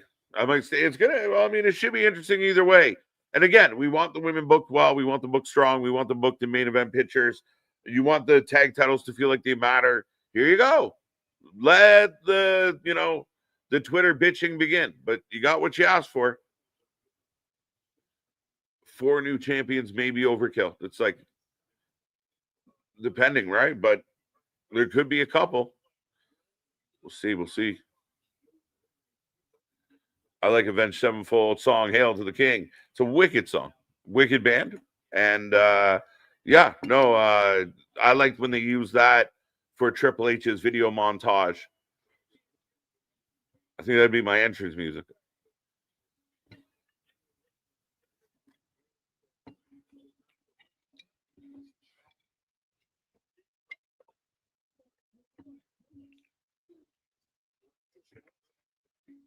Get there. Let's go. Bird Girl and Cat Mom for the win. I like that a lot, Paul. Well played, sir.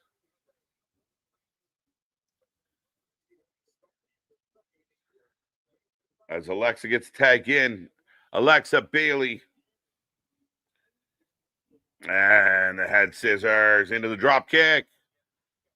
We are off and running here with this one, folks. Again, who you taking? Drew wins and Jade wins. Dom might lose too. That's very true, Bernard. I mean, I'm kind of with you on both. The first 2 names, Dom's an interesting one, and Dom seems to always find his way out of jams. Yeah, absolutely. Seen them. We used to be like an annual thing to see them live. It's been a couple years now, though. I think Dom retains and faces Cena next. Dom versus Cena at Survivor Series. Interesting.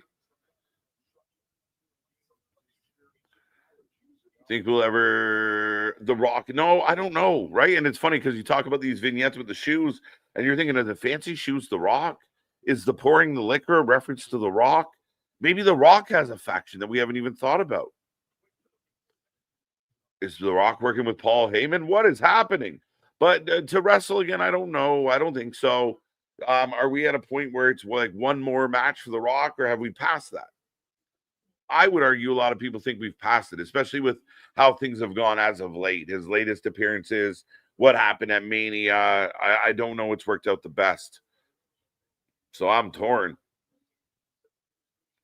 I think Charlotte, Alexa versus Kabuki Warriors probably next direction. I would agree with you, Damien. Felt like they set that up in the pre-match segment.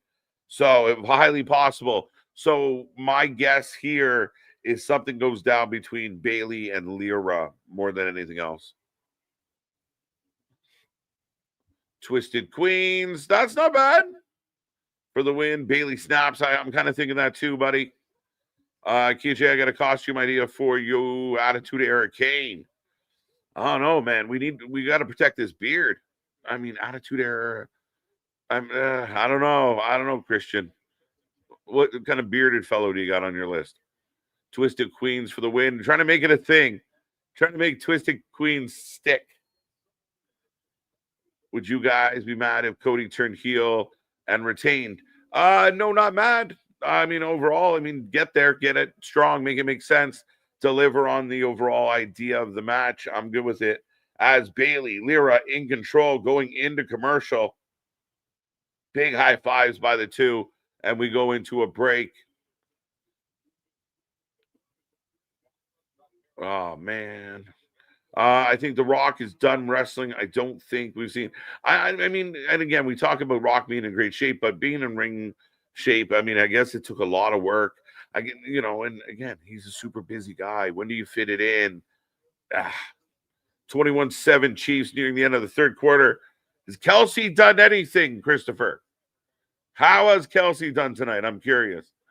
Bianca versus Jade for WrestleMania. That's highly possible. Again, Bianca's another curious one. Do we save the return of Belair until Rumble?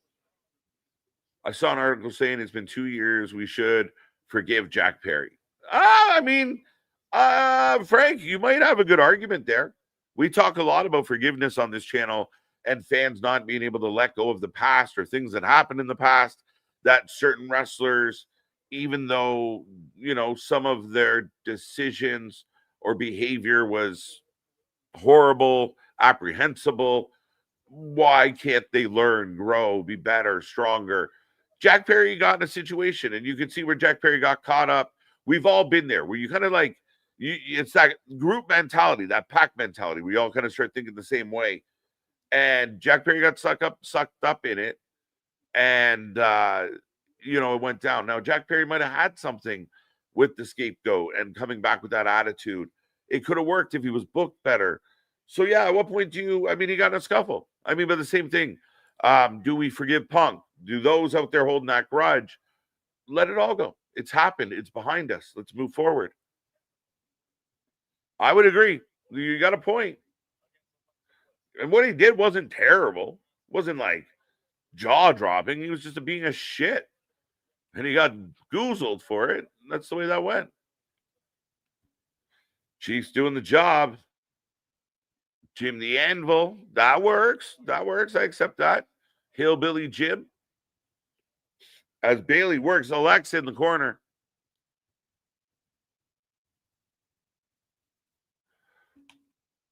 Randall, Keith, Rhodes. And I was joking about Evolution, but how funny would that be? The cowboy boots is like Batista. The shiny shoes is Rick. The other shoes with the skinny legs was Randy. Evolution returning. 100%. Absolutely. Lyra versus Steph. I love the good story arc. Going back to this one, Byron. I agree, man. I really do. I really love to see the strife overcome. Charlie Brown. Oh, I see what you did there.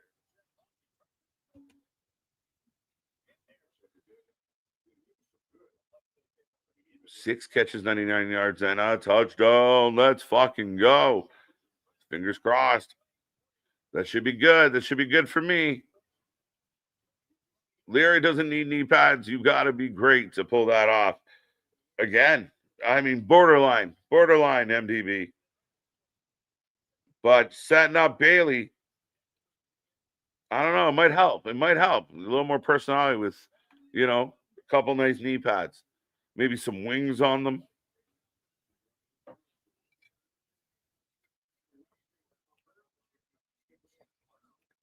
Bottom of the sixth inning in LA. Dodgers, Toronto, 4-4. Nail biting.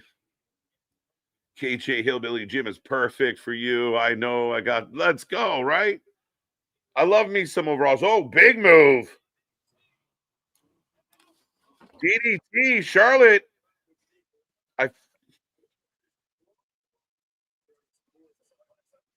Charlotte looks different every time I see her.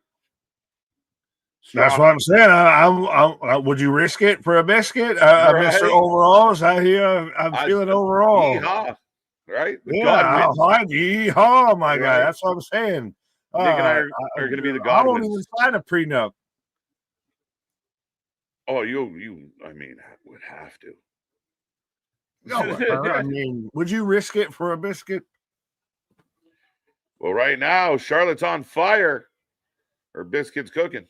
Oh, she's athletic as she do some shit you ain't ever seen before. Right, knee pads give you wings. Wing knee pads sound like butter on toast. Did he say you have ruined butter on that, sir? I just follow the chat, bro. Because they follow you, the fucking Pied Piper of this bullshit.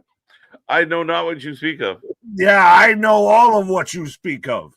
Because I got Charlotte Flair going up top. Handsome Jimmy Valiant. There's a throwback. Oh! No fault. Double pin. Lyra Lyra 2. kicks I out don't on even know who's legal. Lyra and Charlotte as Lyra kicks out. Yeah. Figure 8 twisted bliss combo. I mean, again, good match. I will say it's a main event, but it's good. It's been good. The in-ring stuff's been pretty solid tonight. Well, this also runs into the question of, well, they don't have the Vision as the main event, but I'm gonna be pissed if they have the Vision as the main event all the time. Right? Damned if they do, damned if they Right? don't. Vision was barely on the show tonight. How so lame. You're like, I again, need more Vision. like Too I much said, like, Vision. you booked the women's tag titles. The women's tag titles mean nothing. So we booked them in the main event. Yeah, but then they mean nothing. Well, how can we make them mean something? Well, you gotta like shit. It is I don't know. constantly the fucking conundrum of the pro wrestling fandom of it means shit. Well, we're gonna book it more, so it means more. But it means shit when you book it. Oh, What? she missed the knee. Whoa! Grazed her. We'll call it a graze. Glancing blow. Was it more glancing than Eddie Kingston's backhand fist? No, that Eddie Kingston backhand had all the air. All the Hail in the belly! Dos amigos. Dose. Down with the two. Yeah, well, we might be staying a dime or two out here. It's 4-4, highly contested, highly debatable right now. Right. Man on first for the Dodgers, 2 outs. Bottom of the 6th. And it's in LA. 1-1 count. It's LA still 1 win at home. Do the Blue Jays still a comparable win at home? Get one back. Yeah, I mean, you almost feel like they have to in a way. Again, super tight. Series wise, they have to. Good pitching, good hitting. It's good. I mean, it's a good World Series. You feel like you have to win one in LA, though. Sister Abigail hits it. Oh, drills her. 1, 2. Bailey with the save. Exactly like you said. Hey, we're going to make the women's tag titles prevalent. You know how we're going to make it prevalent? Make it a main event. Why'd you make it a main event? Why did it matter? Right. Why do I care? It's because it's going to be fucking cool. Right. There you go. Jays with the pickoff to get out of the inning. Ooh, Good match. Bliss going up How was top. the match? Bailey motivates me. 2 count.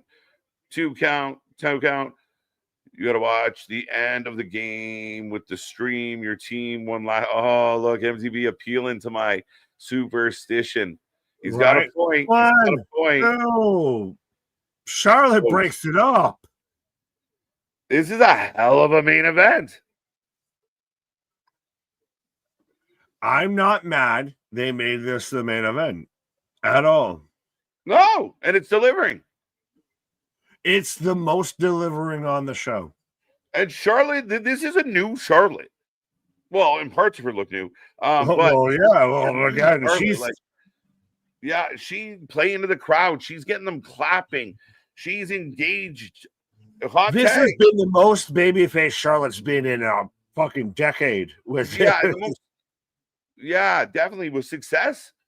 I mean, and again, the women's tag titles seem very fucking important.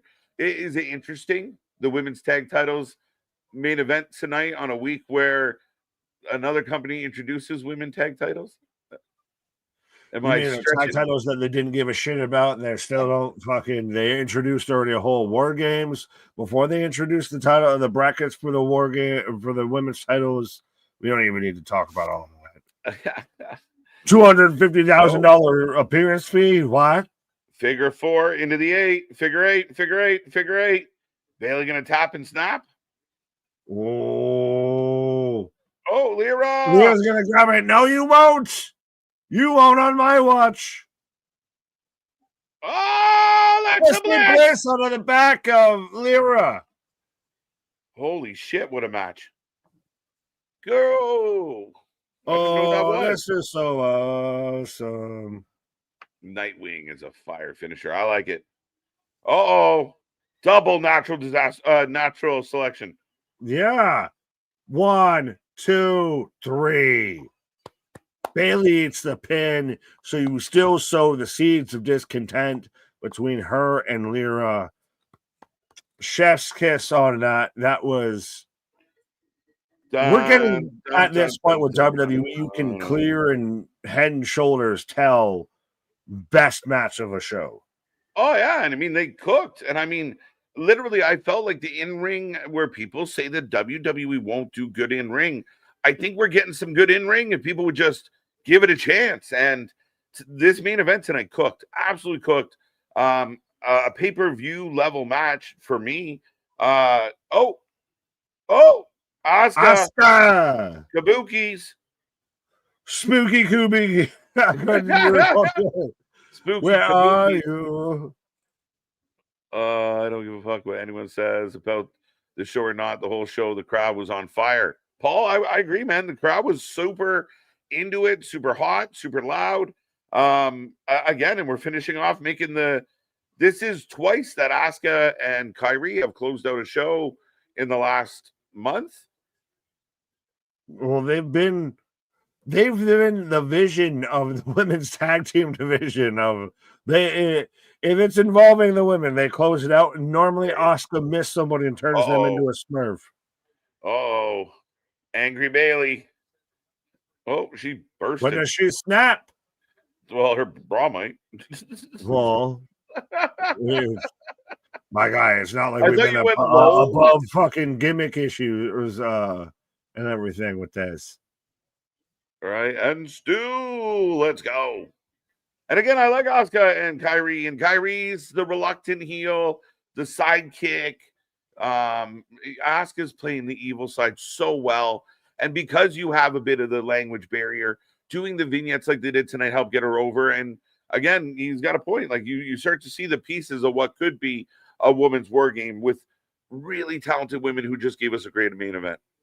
Now, do you do, as Kiwan says, you start to introduce your women's war games, or you do announce it and pretty much all of its participants 2 months in advance, and then reverse engineer back to that?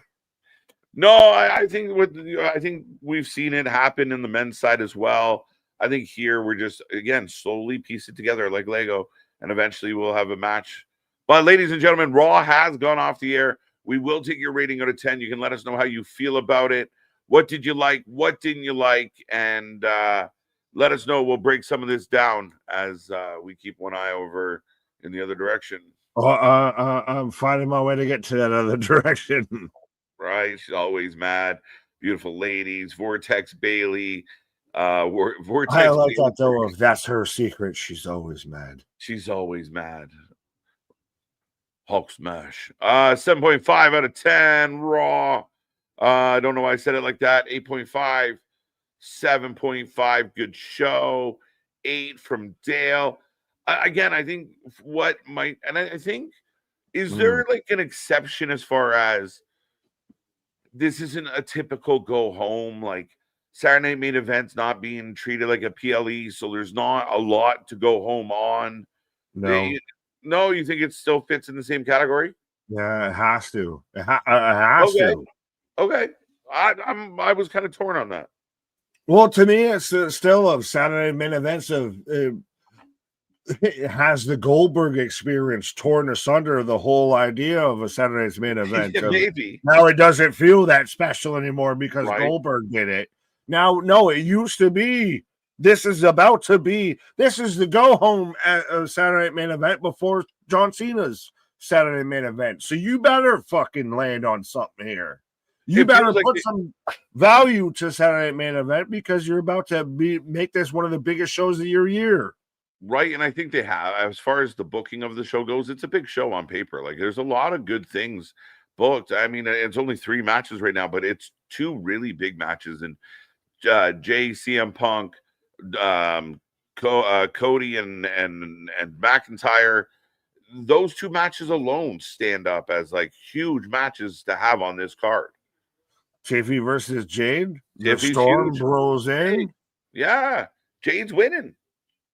Yeah, well, I think much like Halloween Havoc, you could get to where you get like 3 to 4. You could get a lot of title changes, I think, on this show. Early prediction for this right previews and prediction show, but yeah. Right. But yeah, I mean, a lot of people are thinking tonight was pretty good overall. I mean, yeah, we're building towards Saturday main event. I think overall, for me, the show was like 7.5. I think that's fair. Not quite an 8. Not you know. I liked it. I liked it a lot. I thought the in ring. I thought Sheamus and JD was a really good match. I thought it was strong. I thought it was well played. I thought Dom was good tonight. I thought the main event was a hell of a match, an absolute great match.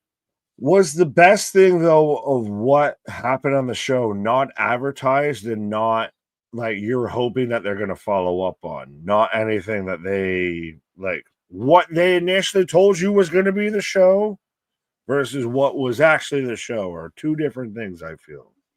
Yeah, I would say, like, I mean, we even got Braun in LA again, which we weren't anticipating. We weren't anticipating Sheamus. It's one of the things that WWE has tried to do as of late. I have mixed emotions about it because I don't mind a few things being on the show sporadic, but I do feel like there's a couple things in there that you could have probably announced this. This could have probably been a, hey, we're going to do this. We didn't need some backstage angle to make, Sheamus and JD get off tonight. Like, we could have just done it. Well, and also, did they get an extra kind of credit because what they pulled off with the women's main event and the tag titles of, again, we've said, well, they don't care about the women's tag titles, so we're going to put it in the main event. Yeah. Well, why did they put it in the main event? Well, now we see why they did that. They're going to put an emphasis on it. Yeah, and I mean, people need to remember, like, I mean, they, Alexa, Charlotte, Bailey, Bird Lady, not as proven as the previous 3, but I think you have a lot of talent in the ring, and it shows up and it shows out. And again, I would put that match we watched tonight up against any match that we've seen this month involving women. I would put it up against any of them. It was a really strong performance. So you're steadfast at a 7.5. I think I'll go 7.5. Yeah. You still at 6.5? No, I'm not there. I'm like a 7. Like 7.5 is my high end. Yeah. Is that your baseline or your high end is a 7.5? I'd say it's my high end. I mean, overall, it's kind of close. I mean, I understand a 7. I understand an 8. Like Dale's got an 8. I get it. 7.5 from Ronan, 8 here. 8.5 might be pushing it a little, but I get it. Right. 7 from Eric makes sense. 6.5, like 8.5. Like I feel like those are the borderlands of this vote. Well, and even then, still, I'll say it's not like when we're watching other 3-lettered shows and everything to where 6.5, 7s are high marks. We're 7, 7.5s are more low marks. Normally, other promotions will be in the 4s and so on. Yeah, like it was very much an average show. I was entertained. I wasn't bored. Wasn't, again, the old adage, Nick, didn't blow my socks off. It was at best an above average of how sports entertained were you? Yeah, I was entertained enough. It was enough tonight. Nothing overly spectacular, but I do feel like there's an emphasis being put on of as I believe George Springer's being helped. No, they're showing a replay of Springer in a lot of pain. 6.5, but yeah, I think they did a pretty strong job in, like, the matches are getting better on these shows.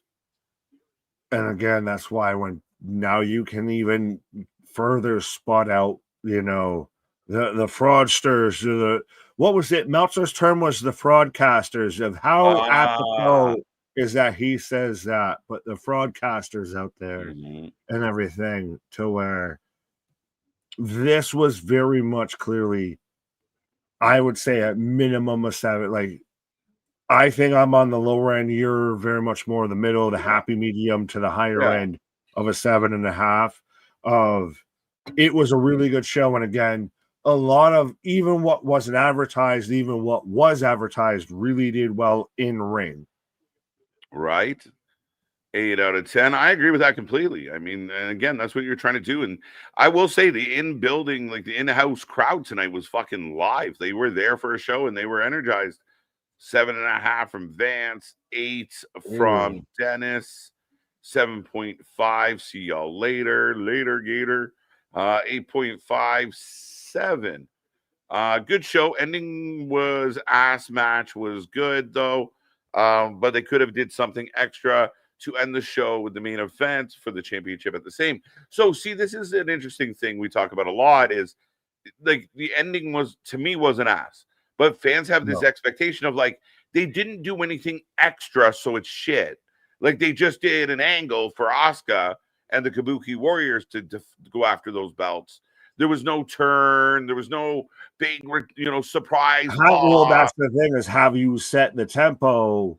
Yeah, and this is just pro wrestling as a whole that you set the tempo. That if you don't have something like that, it's not good. That's kind of the vibe sometimes, right? Like I think that was a perfectly fine ending to an average wrestling show. Like again, you can't smash home runs every at bat. What is the Toronto Blue Jays? Right. But no, this was a really good Monday Night Raw. I don't know. Now, judging it as a go-home show is different.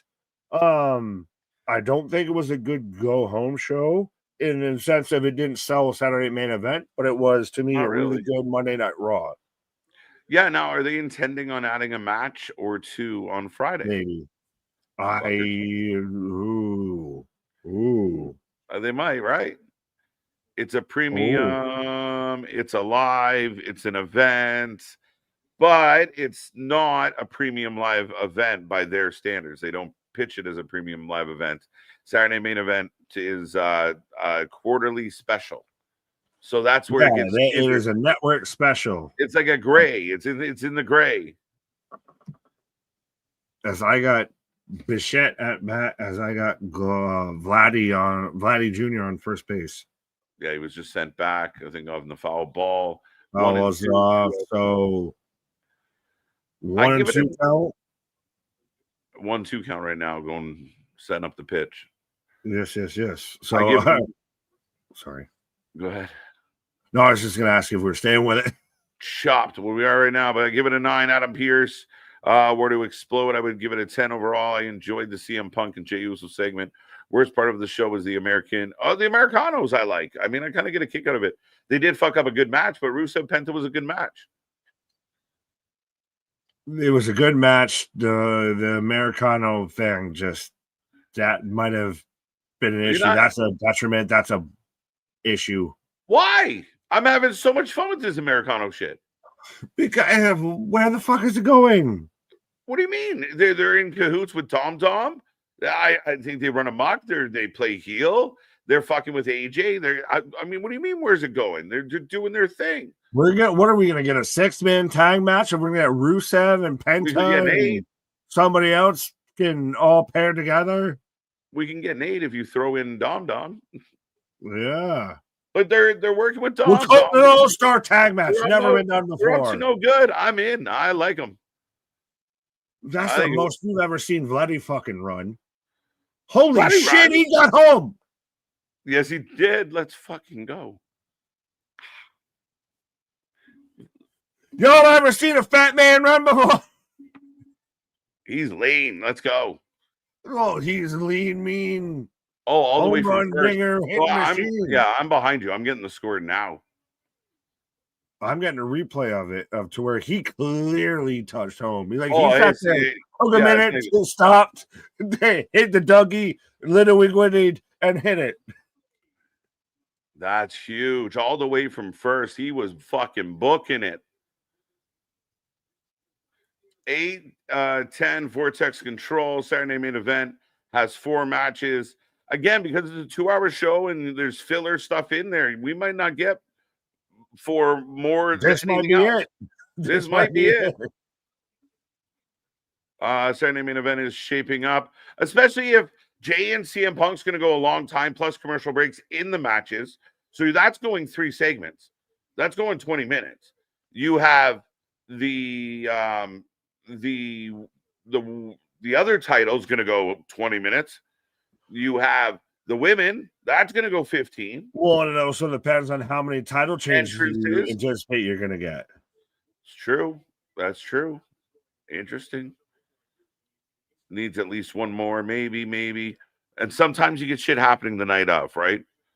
So 7 out of 10 toes. Toes in the water, ass in the sand. 8.5. Either add KW versus Charlotte, Alexa, or Priest versus Black. One more. Yeah, I could see that. Do you run one just to be a palate cleanser, buffer, anything like that? Excuse me. Yeah, maybe. I mean, I'd rather put something half decent on there. 10 out of 10. I love my Charlotte Flair. Woo! 8 out of 10. I'm watching again the triple replay of Guerrero running, and man's got that husky speed. Man's got that just forward momentum. Just rolling. Yeah, we are 5-4 right now. Toronto, top of the 7th, 2 outs, 0-2 counts. Chopped it. That's gonna be it. Yeah, you're ahead. So I might actually get off just because I don't want you spoiling shit for me. Well, I can hiccup, or we can do whatever you need to do. I don't like matches being added last minute because of backstage angles. It makes me wonder. I mean, on a specialty show like a Saturday main event, on a weekly show, I get it. I do get it, but you can't have too much of it. But you also can have too little of it, as we've seen. So that's the thing. You have to find, especially with that 2-hour TV special, you don't have an overrun. You have a strict time limit. You're on a premium network. You have to find that nice little balance. Right. I would agree with that completely. Are they teasing WWE AEW? No, they're definitely not doing that. They're definitely not doing that, Dan. I like how even the chat, like MDB, is saying, hiccup, Nick. Hiccup, Nick. Yeah. It's up to you if you want to stay for this or not. Yeah, you are quite let me see. Right now I'm setting up I got a sky view. 5-4 Blue Jays is what I have right now. I got a pitch on the outside. 1-0 count is what I have. So I just got Kirk got tagged out at first base. Let me know when you get there. Kurt, it just got up to bat. So that's how much. That's what I'm telling you. So I stopped and I waited.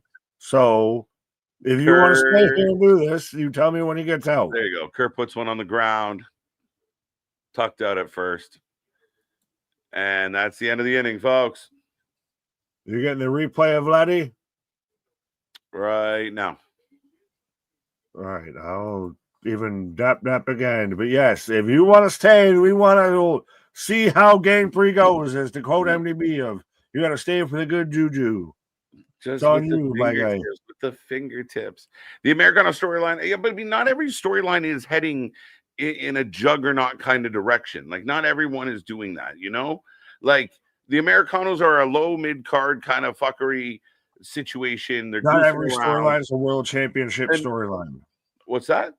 I said not every storyline is a world championship. Yeah, and I mean, I think the part of the story for them is who are they really, quote unquote, wink, wink, and the fact that Dom's been using them. Like, is this like Dom's new little buddy group? At some point, and eventually Ludwig's I'm telling you, he is going to reap the benefits of having this Americano run.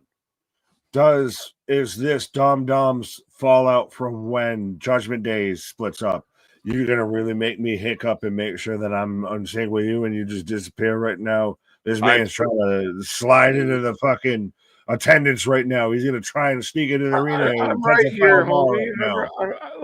I'm right here, big guy. Oh yeah, it's right here. This man's. Don't leave me. I don't know. I'm gonna just talk shit. Does Jordan Grace move up after she puts over Kalani tomorrow? Maybe. I mean, Jonathan Gresham out there playing Scooby Doo with her Velma. How about that? There's a Scooby snack. Reggie. Yeah. But yeah, we've always kind of thought and foreseeing that Jordan Grace was going to move up. It's just constantly been a matter of if, when, where, how, and why. Right. And I still don't know if we can put a finger on any of those. Right. No, I mean, we don't know what they're going to do. And again, I don't think there's a big rush because there is so many things going on right now. Like, okay, Jordan comes up. Does she go after Jade? Does she go after, Steph? How does it work out? What's the plan? How does Juggernaut versus the Storm? Right? Like, I mean, but Jade, like, I think might expose how small the Juggernaut is.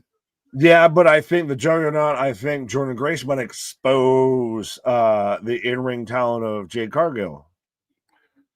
Or be so good that she highlights her. She makes her look super good, right? Well, that's a double bonus there. Yeah, right. It's crazy. Jericho had go away heat in AEW. That's going to be erased once he returns to WWE. Heat in AEW. The fans turning on Jericho at just a rumor shows you how crazy, like you said, Nick, cultish it all is. It doesn't even have to be true. It was just someone out there was like, Jericho might go back for a Hall of Fame run. And people were like, fuck him. We don't need him. Whoa. This is a guy you defended for 5 years. Oh, 100%. The JS Society and everything like that was amazing. But all on the so side, good. because people don't know.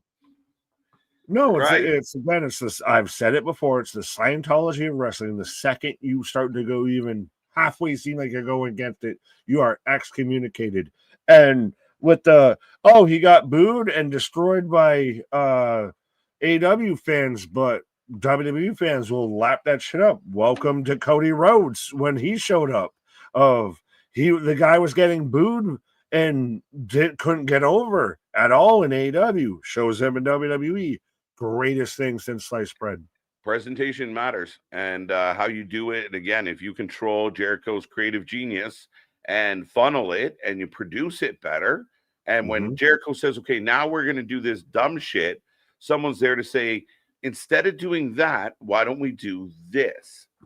And that is a big difference. That's where you see improvements in people, because I mean, I think that's the problem with Moxley is nobody's controlling him. He's just a fucking, whatever he wants to do, he's doing.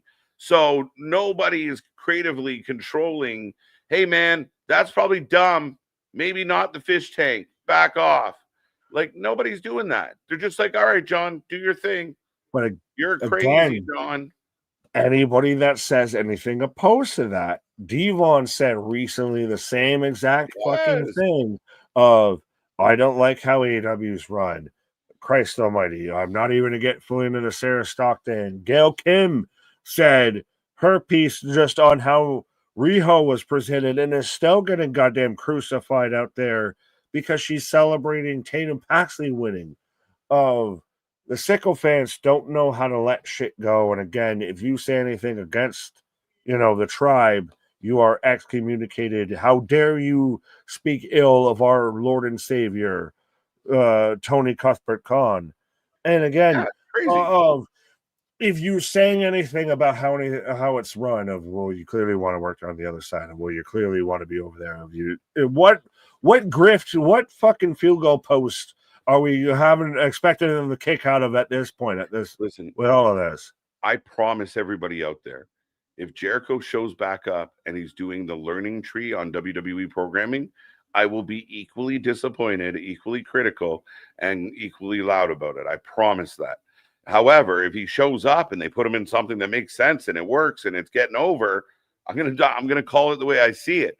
I've been one of Jericho's biggest detractors for a long time, but dude, to me, Jericho coming back is insane because I thought he's never gonna leave Tony's side. We're admitting now we're gonna pop if he shows up, especially with break the wall down. As much shit as we've talked, we're admitting now we're gonna probably I just think it's gonna be insane if it truly happens. Like did you ever expect it? We thought he was there for life. And now Tony's in the interviews doing the same thing he did about Ricky Starr. Oh, Jericho's doing wonderful. I'd love to use him. Fuck off. I hate this guy. Shohei Ohtani goes deep and evens the score up, and they instantly cut to Magic Johnson celebrating. Yeah, okay. Why do we care? Oh, they went from one con to another con. Yeah. This fucking guy. I mean, it's really hard when you're the Utah Jazz trying to beat the Chicago Bulls with this kind of shit. A little bit. He is one of those. He is that dude. Is Shohei to fully pivot, but he is that dude. He's the guy that can give you fucking 10 innings of straight punch outs and knock out 3 fucking dingers in the same game. It's crazy. It's fucking crazy. 2 jacks tonight. We need to all copy the fucking Japanese baseball style of you get bred into baseball. That is all you do. You do nothing but baseball. Because that's how you build a fucking monster like that. He is a monster, my guy. What? I don't want to hear that shit. Well, I'm telling you, he's the guy that's going to throw fucking 9 innings of straight punch-out baseball and turn around and hit 3 home runs in the same goddamn game. I think you should throw the ball at him. High inside. There you go. Old school. Right. Out. But even then, still, it's not like it's tie now, tie baseball. Yeah, but it was nicer when it was 5-4. Well, yeah, but let's go 7-4 or something. So no, we got 1 out to go in this inning. But tight game, tight series. Again, it's been a good World Series so far. Jays explode in the first game. LA answers back in the second game. This game tight as can be. Ohtani with 2 dingers now on the night. So we'll see who can play hero. Well, and again, that's the thing is now you literally got a murderer's row of now you line up and you've got Freddie Freeman, who, as a Yankees fan, is just fucking numb flashbacks right now. Right. Of ball game over, series over. So yeah, that's the thing is you get through, you give up a home run to Shohei, you strike out Mookie. All right, cool. Well, you got Freddie Freeman, one of your best base hitters in the game right now, next up at that. Right. AW, what it exists without Jericho. Yeah, I mean it would still exist. He really helped to add validity to it, right? As we get a walk. Would it be the same level? Would it be a Ring of Honor? Would it be an NWA? Yeah, I mean, I think because they came out of the gate so hot, they could have probably got away with it. They probably still need somebody of note in that spot. Name. But he was good. He helped it. He really did help establish it as something to pay attention to. I know it really perked my ears up when, a guy that I didn't even know wasn't in the WWE was going to wrestle somewhere else. It added that love it, hate it. We can all Judas in my mind about it, but it did add that level of credibility. Right. A little bit. Will Smith, no. He looks like slightly different in a uniform. Yeah, a lot lighter complected out here.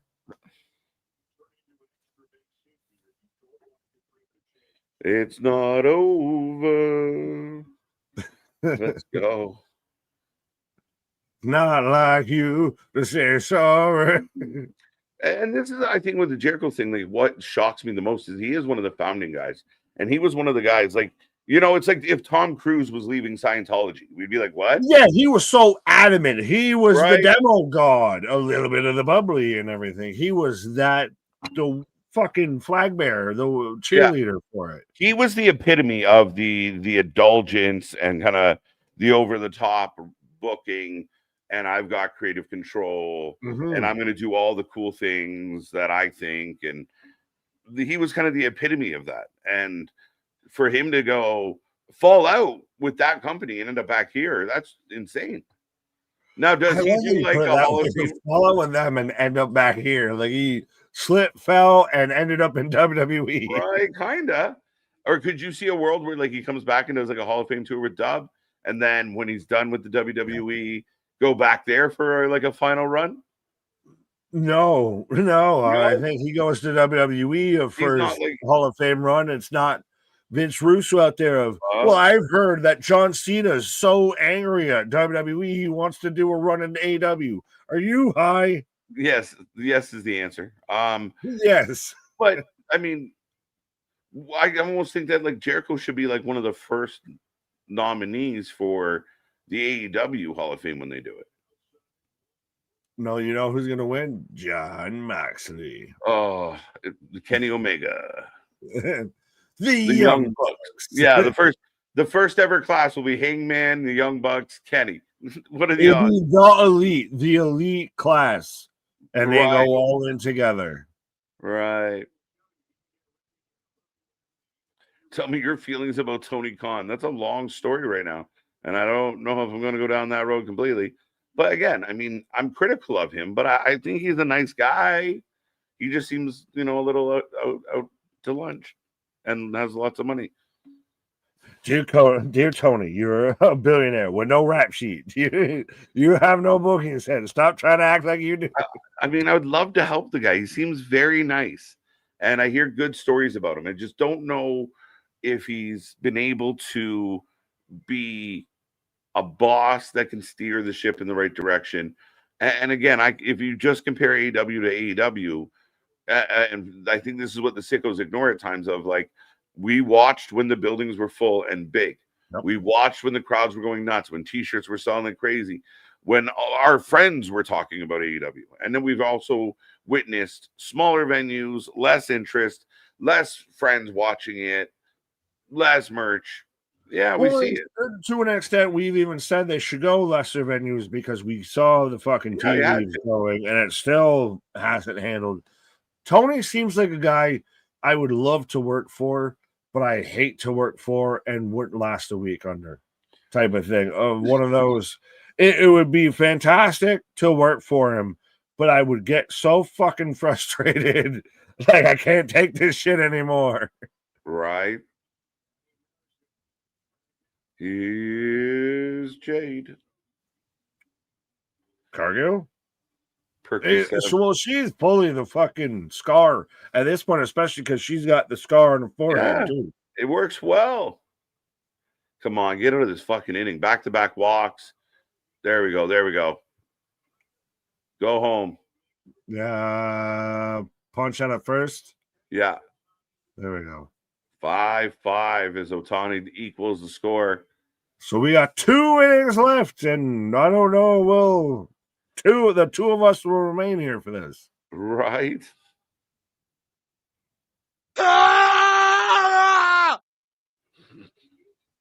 KJ's inner emotions just came out there. The accidental thoughts came out. Right. Less ingredients, less merch. Papa Khan.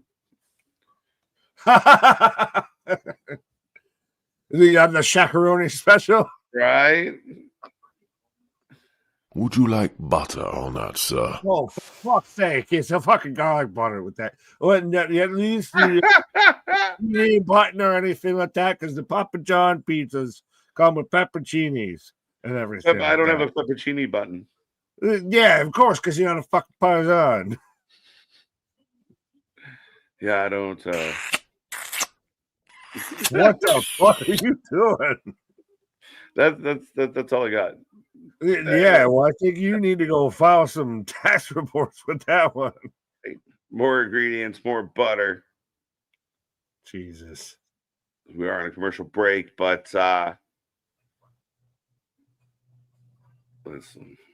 Why did you make me say that? Would you like butter on we that, sir? with this game right now. No, I don't need no more butter. No more butter. We're out of butter right now. Are we packing in? Are we standing? Yeah, all right, folks. I'm going to tap out. We're going to say goodnight. We'll be back tomorrow for NXT. You follow us on all our socials. Like, share, subscribe, do all the stuff. But that is the end of this one. It's a late night, but go Jays. We're almost there. I assure you, later in the series, we won't be topping out. But that's all I got. How you feeling, Nick? Our shit is real. Our shit is raw. Our shit is all. Damn it. When you're talking about that rest, you're able to put that for live flip. See you on the flip side. Come back tomorrow. Go Jays.